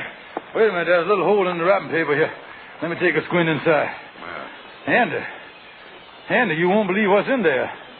The hand of fate just slipped me a turkey. A turkey? Yeah, it's all cooked and everything. All you got to do is to heat it. Come on, Andy. Let's take it in the lodge hall here while I get my bearings here. Yeah, let me see the thing. Yeah, go ahead, peek through the little hole in the bag. Yeah, it's all done up in wax paper. Look at that. Oh, look at there, boy. Yes, golden brown. Yeah, come on in the lodge hall here and let's close the door. Well, Andy, that was a lucky break. And I can't take the turkey back because the truck went by so fast that neither one of us see the name on it to tell who the thing belongs to. You see, we can't. It was Thompson's market. I say we can't. We can't. You got a dynaflow mouth, too, ain't you? Listen, all I say was it was Thompson's market. I didn't hear a word you say and stop hollering Thompson's market at me. Couldn't nobody see nothing. The address was 487 West 135th Street. Listen, Andy. And the telephone number was Lehigh 59256. Listen, Andy, did you ever hear the old saying, speech is silver and silence is gold? Yeah, I hear that. Well, why don't you put your big mouth back on the gold standard then? All I can tell you is what I see with my own eyes. I seed the truck. You know what happened to you, don't you? What? You done see the mirage. A mirage? What is that? Well, that's a common thing, Andy. Like when you was out on the desert. You see something there that ain't there, that's all.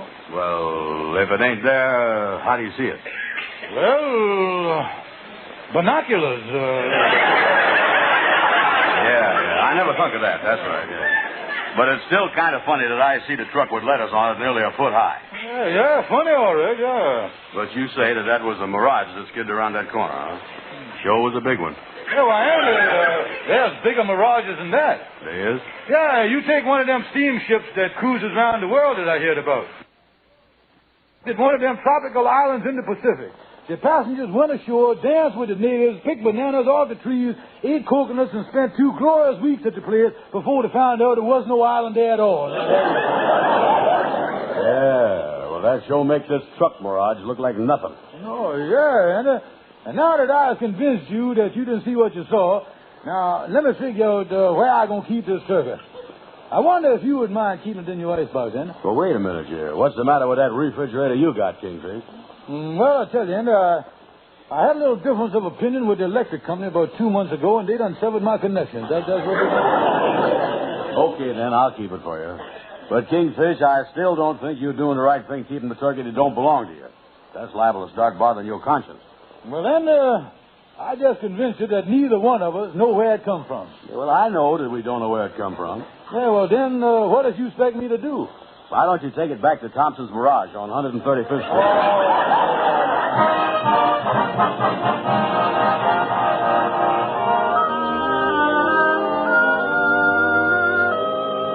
Oh, man. It's 3 o'clock in the morning, and I ain't had a wink of sleep yet. I don't know why I can't sleep. All my problems are solved. I got that turkey and everything. Why can't I sleep? I'll tell you why you can't sleep, George. Who that? It's me, George, your conscience. Conscience, what are you bothering me for now? Oh, it's that turkey, George. You know it doesn't belong to you. It belongs to Thompson's Market. And mark my words, if you insist on keeping that turkey, you'll never be able to enjoy it. I won't be able to enjoy that turkey. Conscience, you ain't got as much sense as I thought you had. And another thing, George, it's little things like taking a turkey that doesn't belong to you that lead to bigger things. This may well be your first step toward a life of crime. Yeah, but you don't understand, Conscience. On one side, there might be a life of crime. But on the other side, I'd have to face 22 of my wife's relatives without no turkey. They give Joan of Arc a better deal than that, you know. All right, George, have it your way. But remember what I said about starting a life of crime. One of these days, you'll find yourself in a big gray building with bars on it. You mean they'll put me in a... Yes, and it won't be a mirage either. Oh, no.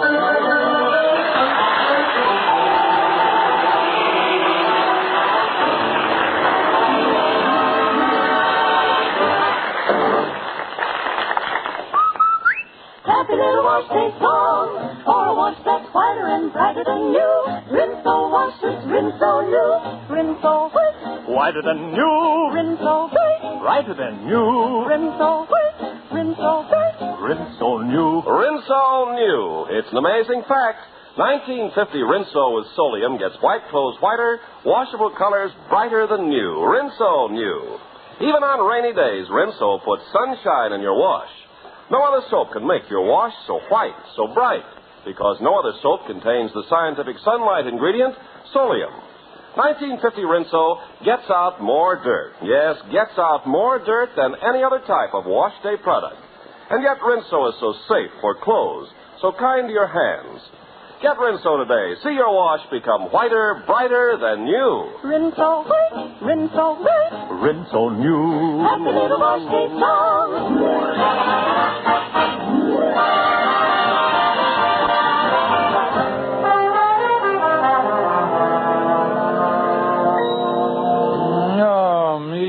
I don't know why I feel so tired today. I guess because I didn't get no sleep last night with that conscience bothering me. Well, come in, Shorty. Greetings of the holiday season. Yeah, Happy Easter. Merry Christmas. Happy New Year. You can't, when what day is it? Well, Thanksgiving is the one I was talking about, Shorty, and I'm going to tell you something. I was in a mess about the thing, too. You see, I done something a little wrong, and all last night a voice kept nagging at me, keeping me awake and making me miserable. Yeah, Kingsfield, you ought to put a muzzle on that sapphire. Yeah. No, Shorty, no. I tell you what, it was just my conscience that was bothering me. What was that bothering you for? Well, the gust of the thing is that I found a turkey. And, I didn't know what to do about it, so my conscience wants me to return the thing, you see. And the thing that really got me, Shorty, is that my conscience said to me that a little thing like taking a turkey, just taking one turkey now, might lead to a life of crime. You think there's any truth to that, Shorty? Oh, yeah. That's where it is in life. That's where it is in life, Kingsfield. The little things lead up to bigger things. Look what happened to my father. Yeah, what happened there? One day Papa, he went into a market, and while the clerk wasn't looking, he took a can of sardines, and the next day he took a jar of pickles, and from there he went on to take Swiss cheese, liverwurst, salami, smoked tongue, and whole ham. Holy smoke! He took all that stuff. What finally happened to him? Oh, well, he went to the police. He gave himself up to the detail. He decided to come clean with it. But he opened the delicatessen.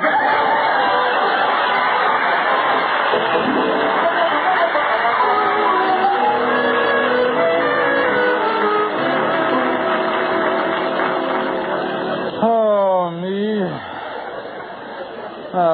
With that conscience bothering me half the night, I didn't get much sleep. I'm going to see if I can't catch a little catnap on the sofa here. I'll lay down here in the lodge hall and take a little nap. Turkey leading to a life of crime. That's the craziest thing I ever heard. I better get some sleep here and forget about that crime stuff. After all, it could never happen to me. Life of crime. Life of crime.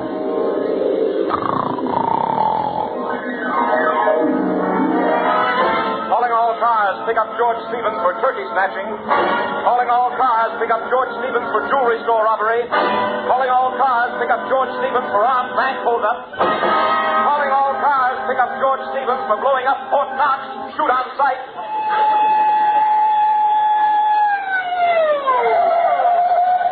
All right, Stevens, come out of that alley. We got you covered. I ain't coming out. You'll never take me. I won't confess. I won't confess.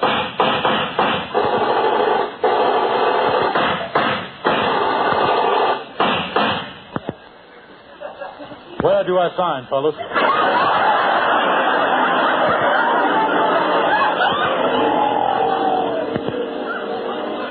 Gentlemen of the jury, you have reached a verdict in the case of the State of New York versus Mad Dog Stevens. Foreman Amos Jones, what is your verdict? Well, we find the defendant guilty on all counts and recommend the death penalty. Was the jury's decision unanimous? Well, we had no disagreement except one there. 6 of us wanted to hang him and 6 of us wanted to burn him. Amos, you can't do this to me. The prisoner will please stand in front of the bench while the judge pronounces sentence. George Stevens, are you ready for me to pass sentence? Why, where's Sapphire, the judge? You have been duly convicted by a jury of 12 turkeys, and I hereby sentence you to be taken to Thompson's Market, where on January 15th at 8 o'clock in the evening you will be put to death in the electric chair. Tickets now on sale at the box office. Oh, no, Sapphire. Not the chair, not the chair.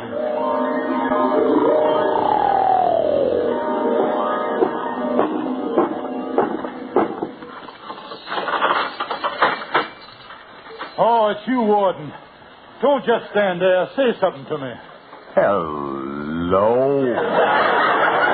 Andy, you the warden? Yeah, what about it? Andy, you gotta help me. Look, they ain't fooling. They has already slit my pants leg. What's next, Andy? What's next? Well, we usual shaves the top of the prisoner's head, but you got a pretty clean job there as it is.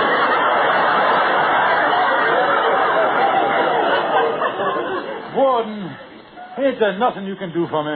Well, I got a little surprise for you, Mad Dog. I was going to give you the juice at 8 o'clock, but I got you an hour's stay of execution. Yeah, well, got some hope. What did I get to stay for? Well, I'm going to watch television tonight, and I don't want the tube to go dim during Arthur Godfrey. Oh, me. Why did I ever start off by taking the turkey? Well, it's too late now. And I got to run along, too. I got to speak to the reporters who's going to cover the thing for the papers. Yeah, what is you going to speak to them about? Oh, I'm going to tell them to control their laughing and giggling during the festivities. All right, guard, you can bring in the prisoner's last meal. Oh, me, my last meal. What is it, guard? Well, it's going to be pork and it's going to be prime, nice baked Virginia, roast turkey with Thompson dressing.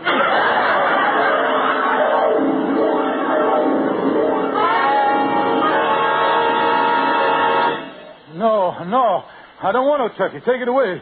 Take it. Oh, what a terrible dream that was. 2 minutes more and I woke up dead. Oh, me. I don't know whether to give up the turkey or face them 22 relatives. I don't know what to do. Hi, Kingfish. Andy, you just the man I want to see. You sure is a fine pal. What's the matter, Kingfish? Watching television while I'm sitting there burning in the electric chair. Andy, don't ever speak to me again.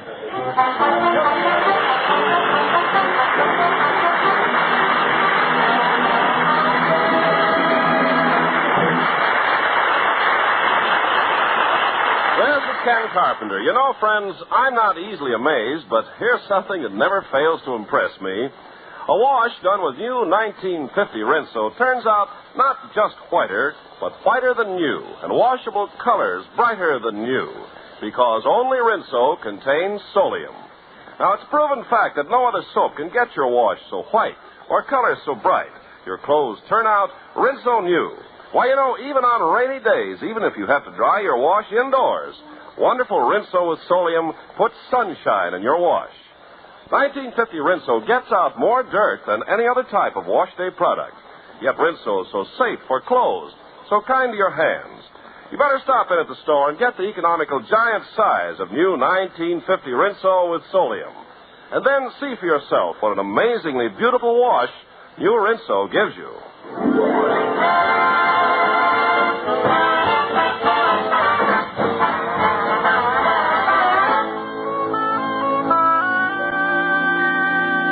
Well, I'll get on into Calhoun's office here. I got to do something about that turkey. I couldn't stand no more of them awful dreams. Hello there, Calhoun. Be with you in a minute, Kingfish. I'm just dictating a letter here to my secretary. And so, gentlemen, if you will take care of this matter referred to above, I'm sure we can come to terms which will be mutually satisfactory. Yours very truly, Al Godwin J. Calhoun. Wait a minute, Calhoun. Who is you dictating this letter to? Ain't nobody here but the two of us. Well, I'm a doggone. I keep forgetting that gal quit this morning. Calhoun, the reason I come to see you, I really in a dilemma here today. What's it about, Kingfish? Yeah, well, now look, I found a turkey that didn't belong to me, and my conscience is telling me to take it back. So on one side, I got my conscience bothering me, and on the other side, I got a 15-pound turkey. Now, what would you do in a spot like that with a turkey? Set the oven at 470 degrees and baste it every hour. But you see, my conscience won't let me do it. Well, tell me this. Does you know who really owned the turkey? Well, I guess I does if I forces myself. Thompson's Market. Well, the only thing I can see for you to do Kingfish, is to raise the money and then pay Thompson. Yeah, but who I gonna raise the money from? That's the problem. Well, Andy Brown is your best friend, ain't he? Yeah, he's the best friend I got. Well, what good is a friend if you can't jip him?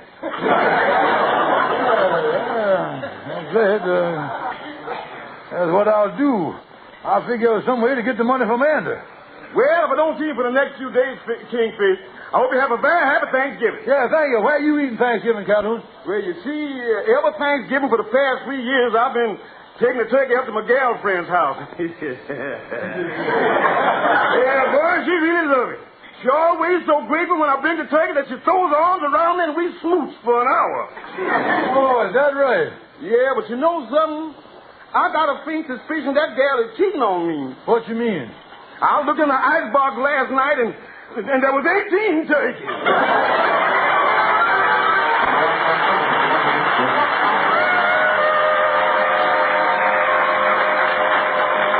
Well, I'll get in Anna's room here.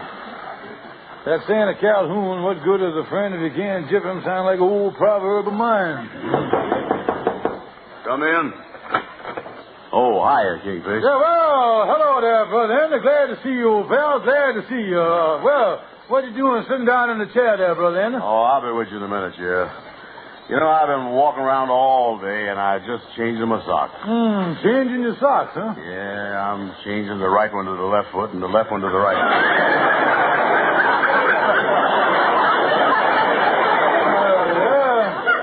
Yeah, I guess, that's good all right. Rotating the socks is a good idea. Yeah, then the hole don't always come up on the big toe, do it? Yeah, what you doing? You come up here to get your turkey out of my icebox? Not yet, Andy, old pal, my friend. I just come up here to cheer you up, poor lonesome boy. To cheer me up? Yeah, let me put my arm around you here. I love you, Andy. Yeah, I know. You know, me and Sapphire was talking about you this morning. Mm-hmm. Talking about how sad it is that you got to spend this gay holiday season all by yourself. You know, I got all choked about it, Andy. You did, huh? Oh, yeah.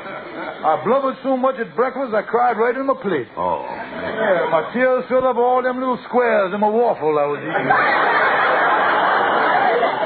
I tell you, it's a sad thing, Andy. You being all alone in this miserable room here. Yeah, what is you driving at, Kingfish? Well, Andy, I was extenuating you an invitation to have Thanksgiving dinner with us. No fooling. You mean you want me to come up to your place for Thanksgiving dinner? Yeah, Andy. I'm inviting you in consideration of our long friendship, our lifelong association, and a small sum of $15. Yeah. $15? Mm-hmm. You know, Kingfish, when you start slapping me on the back, sooner or later, your hand always slips down to my wallet. Well, now, wait a minute, Andy. Think of what you're getting for your money. That $15 entitles you to a turkey, cranberry sauce, all the fixings, plus the love and affection of 22 genuine relatives. That's what you get. The love and affection of 22 relatives. Yeah, that's right. They'll maul all over you just like you was one of the family. Yeah, not only that, Andy, but your $15 entitles you to a ringside seat for the carving, too. Ringside seat? That's right, Andy. You'll be right up there with the breast and the second joint set. Not back in the bleachers with the stuffing and gravy crowd. I tell you, Kingfish, I'd like to come, but tell you the truth, I only got a couple of dollars to tide me over the holidays. Only got $2? Yeah, that's all. Well, you wouldn't enjoy it anyway, Andy. I tell you what, you just bring the turkey by at 1 o'clock on Thursday, come to the back door, and then be on your way. Yeah, but wait a minute, Kingfish. What was I going to do for Thanksgiving? I ain't got no place to go. Well, the best thing for you to do is drop down to the mission. You liable to run into some other penniless bum down there, and the two of you can be thankful together. See you later. Happy Thanksgiving, man.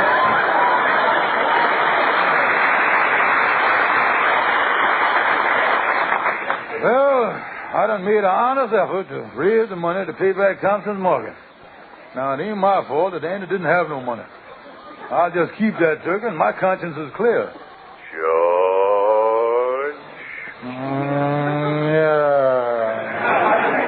It's you again, Conscience. You're not doing the right thing. Take that turkey back to Thompson's market. Now, wait a minute now, Conscience. What are you making such a fuss about? After all, I'll be eating for you, too. No, George. No, you've got to listen to me. Well, now, listen. I'm going to do what I want to do. All right, George, but mark my words. You'll never be able to enjoy that turkey. You'll never enjoy it. What did that Conscience know? Anyway, I was in the clear. Even if Thompson did miss the turkey, ain't nobody going to find out I had it.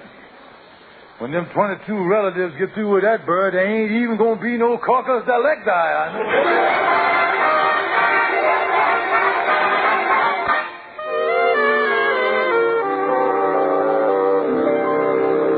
Well, Sapphire, I see all the relatives is in there. Oh, yeah, George. They all showed up, all 22 of them. Yeah, there sure is a mess of them, all right. I just walked through the living room. They all perched up there like a pack of timber wolves. What time did you say Andy'd be here with the turkey? Well, I told him to be over here at 1 o'clock. He ought to have been here 5 minutes ago. Now, wait a minute. That's him at the back door now. Wait a minute. I'll open the door and let him in there. Oh, Brother Andy. Hi, Kingfish. Hi. Yeah, well, I see you got the turkey there. And my conscience said that I ain't going to enjoy this thing. Now, give me that turkey, Andy. You get on down to the mission before they run out of beans, Andy. You know something, Kingfish? I've been thinking. The other day when you found this turkey, you say that truck that fell off was just a mirage? Yeah, that's right, Andy. Mirages is a common thing, all right. It certainly is. And you've got another mirage on your hands. What you mean, Andy? Well, this ain't no real turkey. This is one of them plastic jobs the market decorates the window with. Happy Thanksgiving.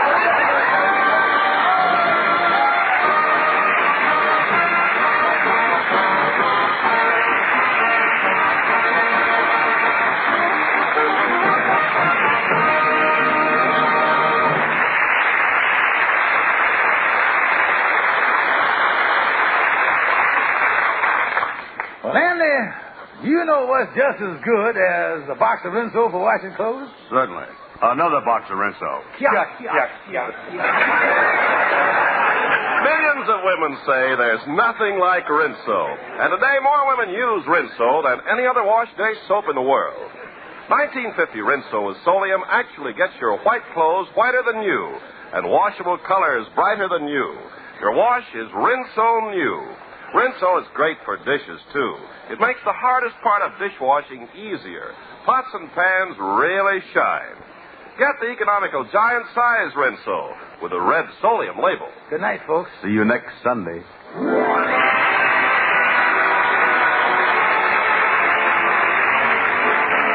sure to be with us next Sunday at the same time when Lever Brothers Company, the makers of new Rinso with Solium, will again present the Amos and Andy Show.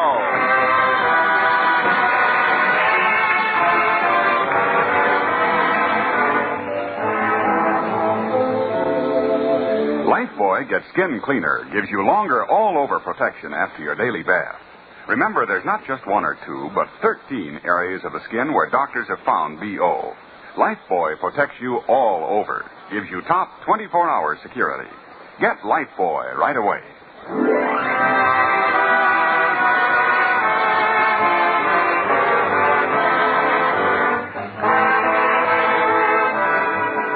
Be sure and listen to the Amos and Andy Show at this same time next Sunday. And stay tuned for the Edgar Bergen Charlie McCarthy Show, which follows immediately over most of these stations. This is CBS, the Columbia Broadcasting System.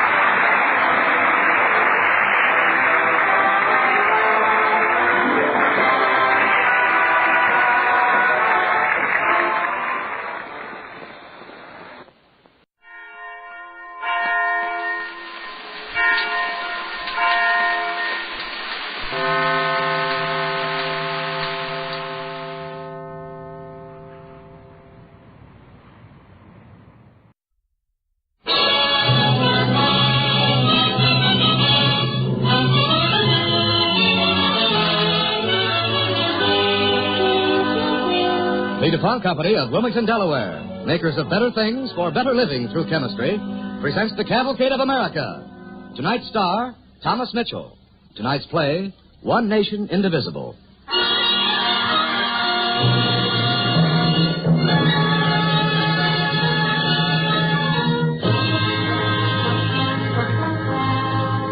He was a great newspaper editor, maker of presidents, an indomitable crusader.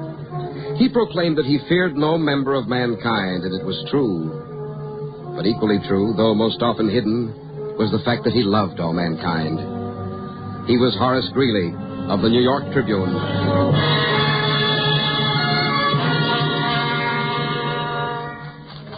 The time, March 1865. As you get back to the office, be sure the composer... A hansom cab hurries over New York's cobblestone streets. Horace Greeley gives last-minute instructions to his office boy as he races to catch a train. But, Mr. Greeley, you mean that President Lincoln has asked you to come to see him before, and you've said no? Oh, for heaven's sake, boys, stop talking about Abe Lincoln as if he was some kind of a minor deity. A few years ago... Don't interrupt, boy. A few years ago, he was an unknown Illinois politician.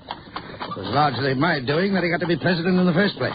Your doing, sir? Read about the Republican Convention in 1860. I didn't really want to give Lincoln the nomination, but it was the only way I could stop Seward. But hasn't he made a good president, sir? Well, he's only human. I've had to point out his mistakes from time to time. But yes, on the whole, I'd say he's been a good president. But then why have you refused his invitation, sir? Why? To keep my independence, boy, my freedom, to make up my own mind. Well, why did you accept this invitation, sir? Well, Huh? Yes, now that I give it a thought, I don't rightly know why I did say yes this time. That's peculiar.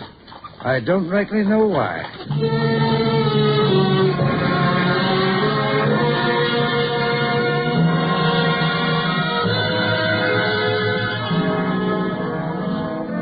Oh, come in, Mr. Greeley, come in. Good to have you here at last. Good day, Mr. Lincoln. How are you, sir? Have I changed so much, my friend? Well, it's been 4 years. I imagine we both changed a little. Yes, I imagine so. Greeley, I asked you down here for one reason. Yes? Soon this terrible war will be over, and we'll be one nation once again. But what kind of a nation? I'm not sure I understand you, sir. We took up arms for one reason, to preserve the Union. And with victory, it will have been restored, at least geographically and legally. But otherwise, I'm greatly afraid the breach will be wider than ever. Even before the last Confederate flag's lowered, there'll be an outcry from the North for, well, it'll be called justice. In this case, the more proper term is revenge. And revenge can breed only bitterness, and bitterness only more revenge. It's a frightful, endless process, Greeley. We've got to try to stop it before it begins. We, Mr. President? I hope so, Greeley. Because I seem to remember a rhyme. What's Greeley's opinion on Monday is public opinion by Sunday. When you became an abolitionist, millions followed you. When you called for the hanging of Jeff Davis, well, it's said that 10,000 men enlisted the sooner to gratify your desire in the matter. And now, sir, you'd have me reverse myself, swallow my own words? They were words for war, and they helped us to win. But they're not words which will contribute to a fruitful peace. But what about Jeff Davis, sir? What will happen to him? Privately, I hope he never falls into our hands. A good many Northerners believe that he's a rebel, that he should be tried for treason. To what end, Greeley? So North and South can fight the war all over again in a courtroom. Jefferson Davis should not be punished? No. Let history judge him. For us, we have a peace to win. Help us, Horace, please. Use that tremendous power of yours for charity, for magnanimity and triumph. With all respect, sir, that which you call my power derives solely from my independence. And something else, Horace. Your integrity. I thank heaven for it. There are already too few men in this world on whose integrity I'd stake my life. Thank you, sir. Profoundly. And I shall consider what you've said to me before taking a stand.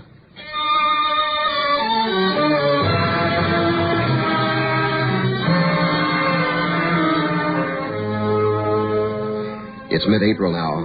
Lee has surrendered. Richmond has fallen. The Confederate capital changes almost from day to day as the small party of officials, led by President Jefferson Davis, moves southward. Today, in a small house in Charlotte, North Carolina, Jefferson Davis awakens to the knock of his private secretary. Mr. President, it's Harrison, sir. Come in. Good morning, Harrison. Good morning, sir. What time is it? Well, it's only 6, sir. But we have a dispatch from General Johnston marked urgent. I thought you'd wish to be wakened. Quite right, Harrison. Is this it? Yes, sir. Thank you. Oh, no. Good heavens. More terrible news, sir? Yes. Here, read it. President Lincoln was shot by an unknown assassin at Ford's Theater night of 14. No. Died morning of 50. I'm sorry, sir. Lincoln murdered. You know what this means, sir? It means that we've lost our noblest and best friend in the court of the enemy. For the North, it's a tragedy. And for us, it's a disaster. It also means that you must start west immediately, sir, and try to get across the Mississippi. Why? You won't be safe now, sir. It's quite possible you'll be blamed for this terrible crime. What? Blame me for Lincoln's murder? Oh, no, surely not. Whatever the North thinks of me, they can't believe me capable of inspiring such a foul and frightful crime. No, Harrison. I don't believe it.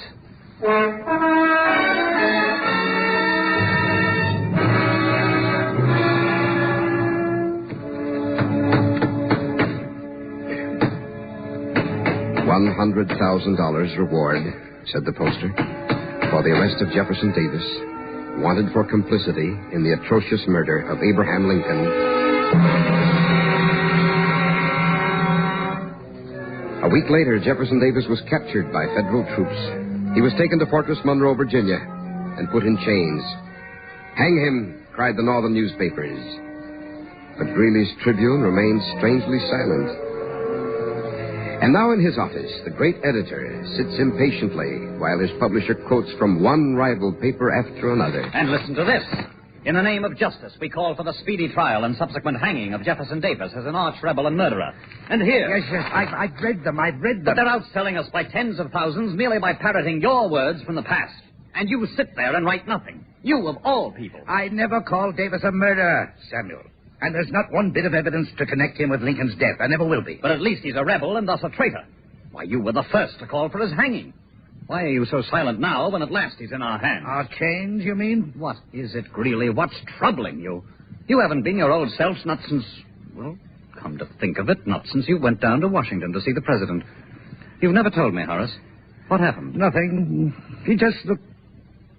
He looked tired. Terribly tired. Oh? Poor Abe. If he'd only lived. However, the Almighty must have had other plans. But, Samuel, could it be? Could what be? What are you talking about? Could it be, Samuel, that I, Horace Greeley, am included in those other plans? I still don't know what to... Samuel, tell me. Why did I accept Lincoln's invitation last March after refusing him for years? Why? Tell me why. Well, if you didn't know... If I didn't know and I did not, then only the Almighty knew. And the Almighty knew something else, Samuel. He knew that Abe Lincoln's time on Earth was brief. And if I hadn't gone to Washington when I did... Yes, of course. Oh, Samuel, what a fool I've been not to have realized. John! Realized what, Horace? I don't... yes, Mr. Got Greeley. your pencil and paper? Yes, Good. sir. Sit over there and take this down. Yes, sir. Editorial entitled, let me see. Entitled Magnanimity and Triumph. Were those his words? No matter, he'd want me to use them. What are you up to, Horace? Don't distract me, Samuel. Now take this down, John. Yes, sir. Earnestly, I speak out at this moment to plead against passions certain to be fierce and intolerant. I plead for humanity, for forgiveness, of all who have trespassed against us. Horace, this from you who wanted Davis hanged? What in the Samuel, world? I'll thank you either to be quiet or to leave my office. Take this, John. Yes, Mr. Greeley. In a reunited nation, there can be no place for revenge, for malice, for injustice born in anger. The time has come when charity must replace bitterness, when the spirit of brotherhood must vanquish vindictiveness. And so at last I speak out to state that which I believe with all my heart. Jefferson Davis must be set free.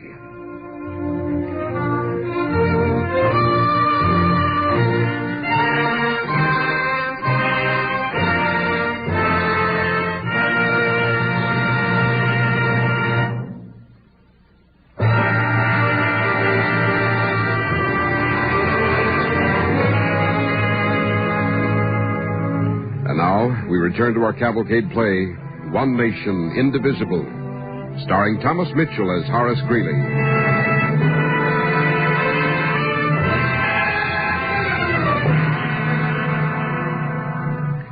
Nearly 2 years have passed since the beginning of Horace Greeley's editorial crusade for magnanimity and triumph.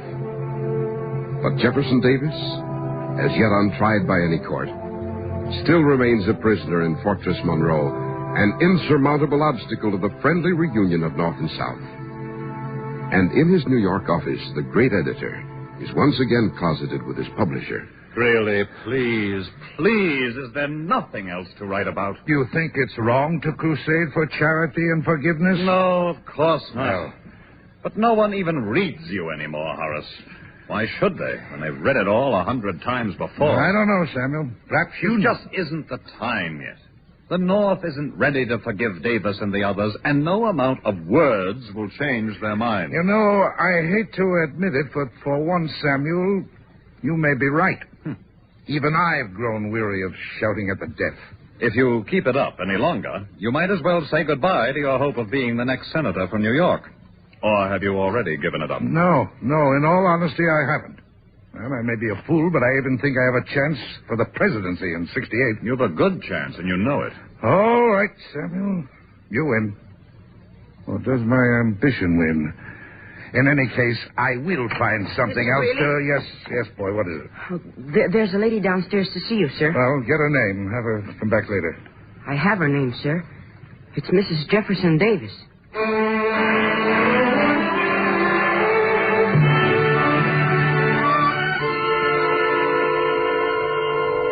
It was good of you to receive me, Mr. Greeley. Very few gentlemen in New York will. And scarcely gentlemen, madam. In any case, the loss is theirs, not yours. Why, thank you, sir. Oh, Mr. Greeley, it's such a pleasure to meet you, to sit here in this office where so many brave and wonderful words have been written in behalf of my husband. Well, yes, You're almost the only one, you know, and certainly the most influential, who continue to speak out for Mr. Davis's release. Madam, We can never hope to repay you, I know, but at least... Madam, please. There's something I must tell you. Yes? What is it? That is... I've had to come to the reluctant conclusion that I've been fighting for a hopeless cause. Hopeless? Yes. Oh, no. No. Oh, Mr. Greeley, you can't give up. For the time being, I must. Not from cowardice, but from plain common sense. I've converted all I can. Every word I write now merely means I make another enemy. But, sir... Please, madam, please. When the time comes and people are ready to listen, I shall... Mr. Greeley, it's been 2 years now since my husband went to prison. Yes, I know. And still the government refuses to try him. Or to even let him speak or write in his own defense. But I know that, madam, but I've done all I can. Only President Johnson can release your husband. I've seen the president, sir. Even he doesn't know when the trial will be. Of course he doesn't. The government will never try him because it knows it can't convict him. But is that right? Is that justice? I have asked that same question 100 times, madam. Now, what more can I do? Mr. Greeley, I asked the president if my husband couldn't possibly be released on bail. He said he might allow it, But only if I could find a group of distinguished Northerners who would be willing to go down to Richmond and sign Mr. Davis's bail bond. That would get the president nicely off the hook. And he said that you, Horace Greeley, would have to be one of them. And put me right on it, huh? Mr. Greeley, if only you could see my husband, you couldn't refuse me. You couldn't. It would break your heart to see him now. He's not even 60. But these last 2 terrible years in that frightful prison, he's an old man now, Mr. Greeley. An old man. His hair is white. And his hands are so thin and wrinkled. And he's sick. Terribly sick. And he'll die, Mr. Greeley. Mrs. Davis, I think I should tell you that your husband's welfare doesn't greatly concern me. I never laid eyes on the man. He was my bitter enemy for 4 long years. How can you? I thought you were a kindly man. Well, that's the least of my weaknesses, madam. And the little I have does not center on your husband, in or out of prison.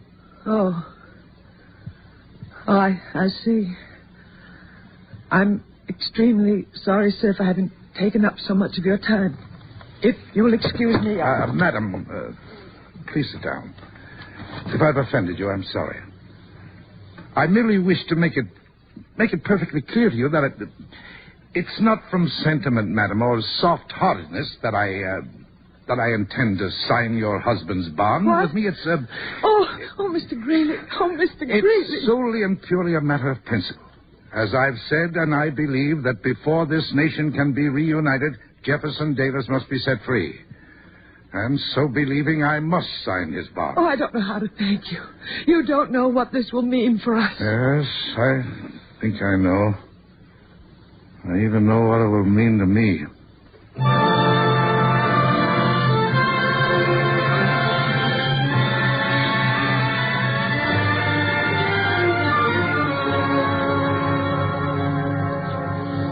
In a few days, the news of Horace Greeley's intentions had swept the nation. And the frankest expression of Northern opinion came from those closest to Greeley.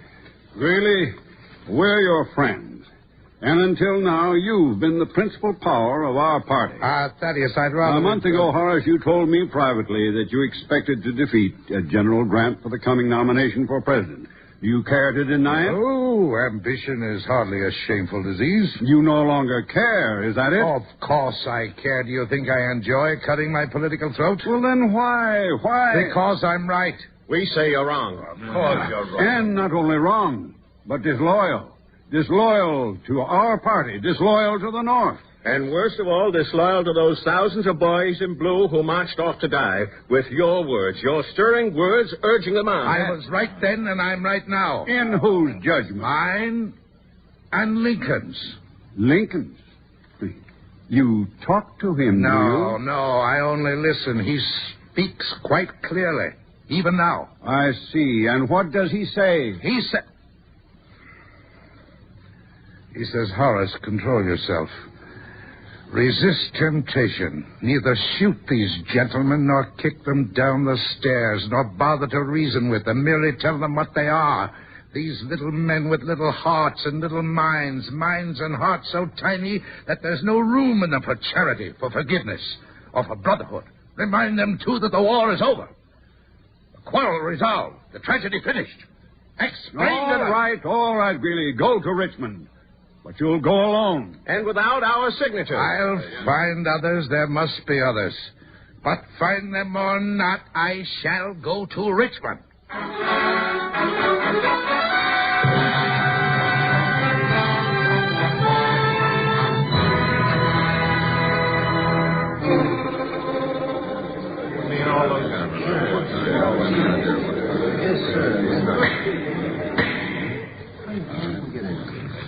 Let the prisoner now be brought before this court.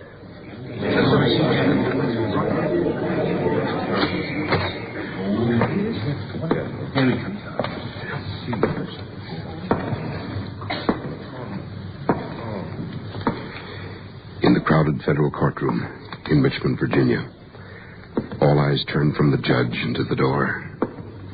Slowly a man enters. He looks old. His step is feeble. But he holds his head high, and his eyes are proud. Mr. Jefferson Davis? Yes, I am Jefferson Davis. Mr. Davis, motion has been made that you be admitted to bail. The motion has been found acceptable, provided a group of citizens are willing to sign your bond. Is Mr. Horace Greeley present in the courtroom? I am, Your Honor. Will you step forward, please? Yes, Your Honor. Are you willing to sign the prisoner's bond? I am, Your Honor. And are there any persons with you of similar willingness? There are, Your Honor. And their names? I'll give you this list, sir. You see, there are 20 of them. How many have gotten that many? Are their qualifications suitable, Your Honor? Considering that they are some of the most distinguished men in America, yes, I believe so, Mr. Greeley. The following gentlemen will please step to the desk of the clerk and there affix their names to the bail bond of the prisoner. Mr. Horace Greeley of New York, Mr. Cornelius Vanderbilt of New York, Mr. Garrett Smith of New York, Mr. Aristides Welch of Pennsylvania, Mr. Horace Clark, Mr. Benjamin Wood, Mr. Abraham Warwick. One by one, the distinguished gentlemen from the North step forward. William Lyon. Each one adds his signature to the bail bond. And when all have signed, the greatest barrier to friendly reunion has been removed. Jefferson Davis is free.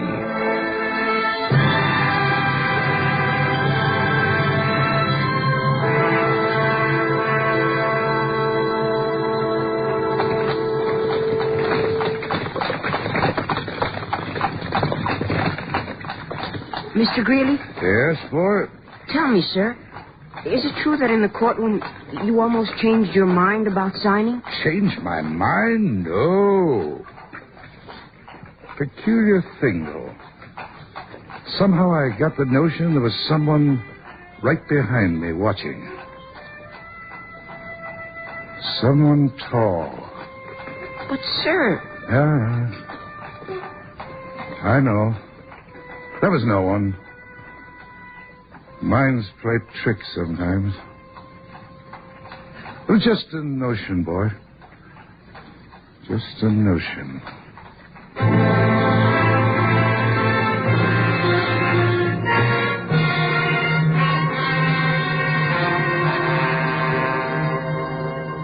Horace Greeley was to pay a high price for this defiance of public opinion. His dream of high public office was forever shattered. And as an editor, he would never again regain his former influence. But in time, all America was to follow his example. And Lincoln's dream and Greeley's hope would come true. Soon America would be once again, for all time, one nation, indivisible.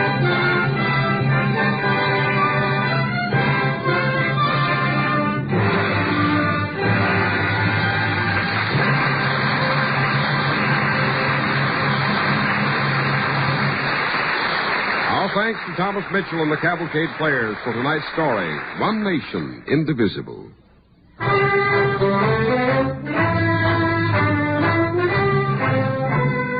Tonight's DuPont Cavalcade was written by Warner Law. Original music was composed by Arden Cornwell, conducted by Donald Voorhees. The program was directed by John Zoller. With our star, Thomas Mitchell, you heard John Barclay as Lincoln, Alan Hewitt as Sinclair, Arnold Moss as Jefferson Davis, and Ann Seymour as Mrs. Davis. And this is Cy Harris, reminding you to be with us next week when the DuPont Cavalcade will present Away Borders, the story of one of the most daring maneuvers of naval history. Our star, Wendell Corey. Ladies and gentlemen, for 18 years, the DuPont Cavalcade of America has brought to millions of radio listeners stories of the achievements of the men and women who have given us our American heritage. Now, the DuPont Company is bringing you Cavalcade on television. Watch the TV listings in your newspaper for Cavalcade of America TV in your locality.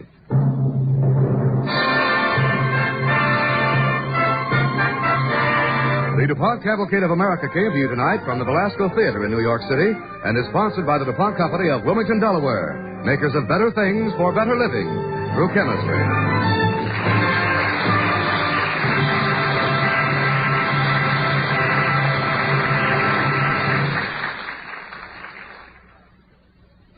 Tonight, just for laughs, listen to Red Skelton on NBC.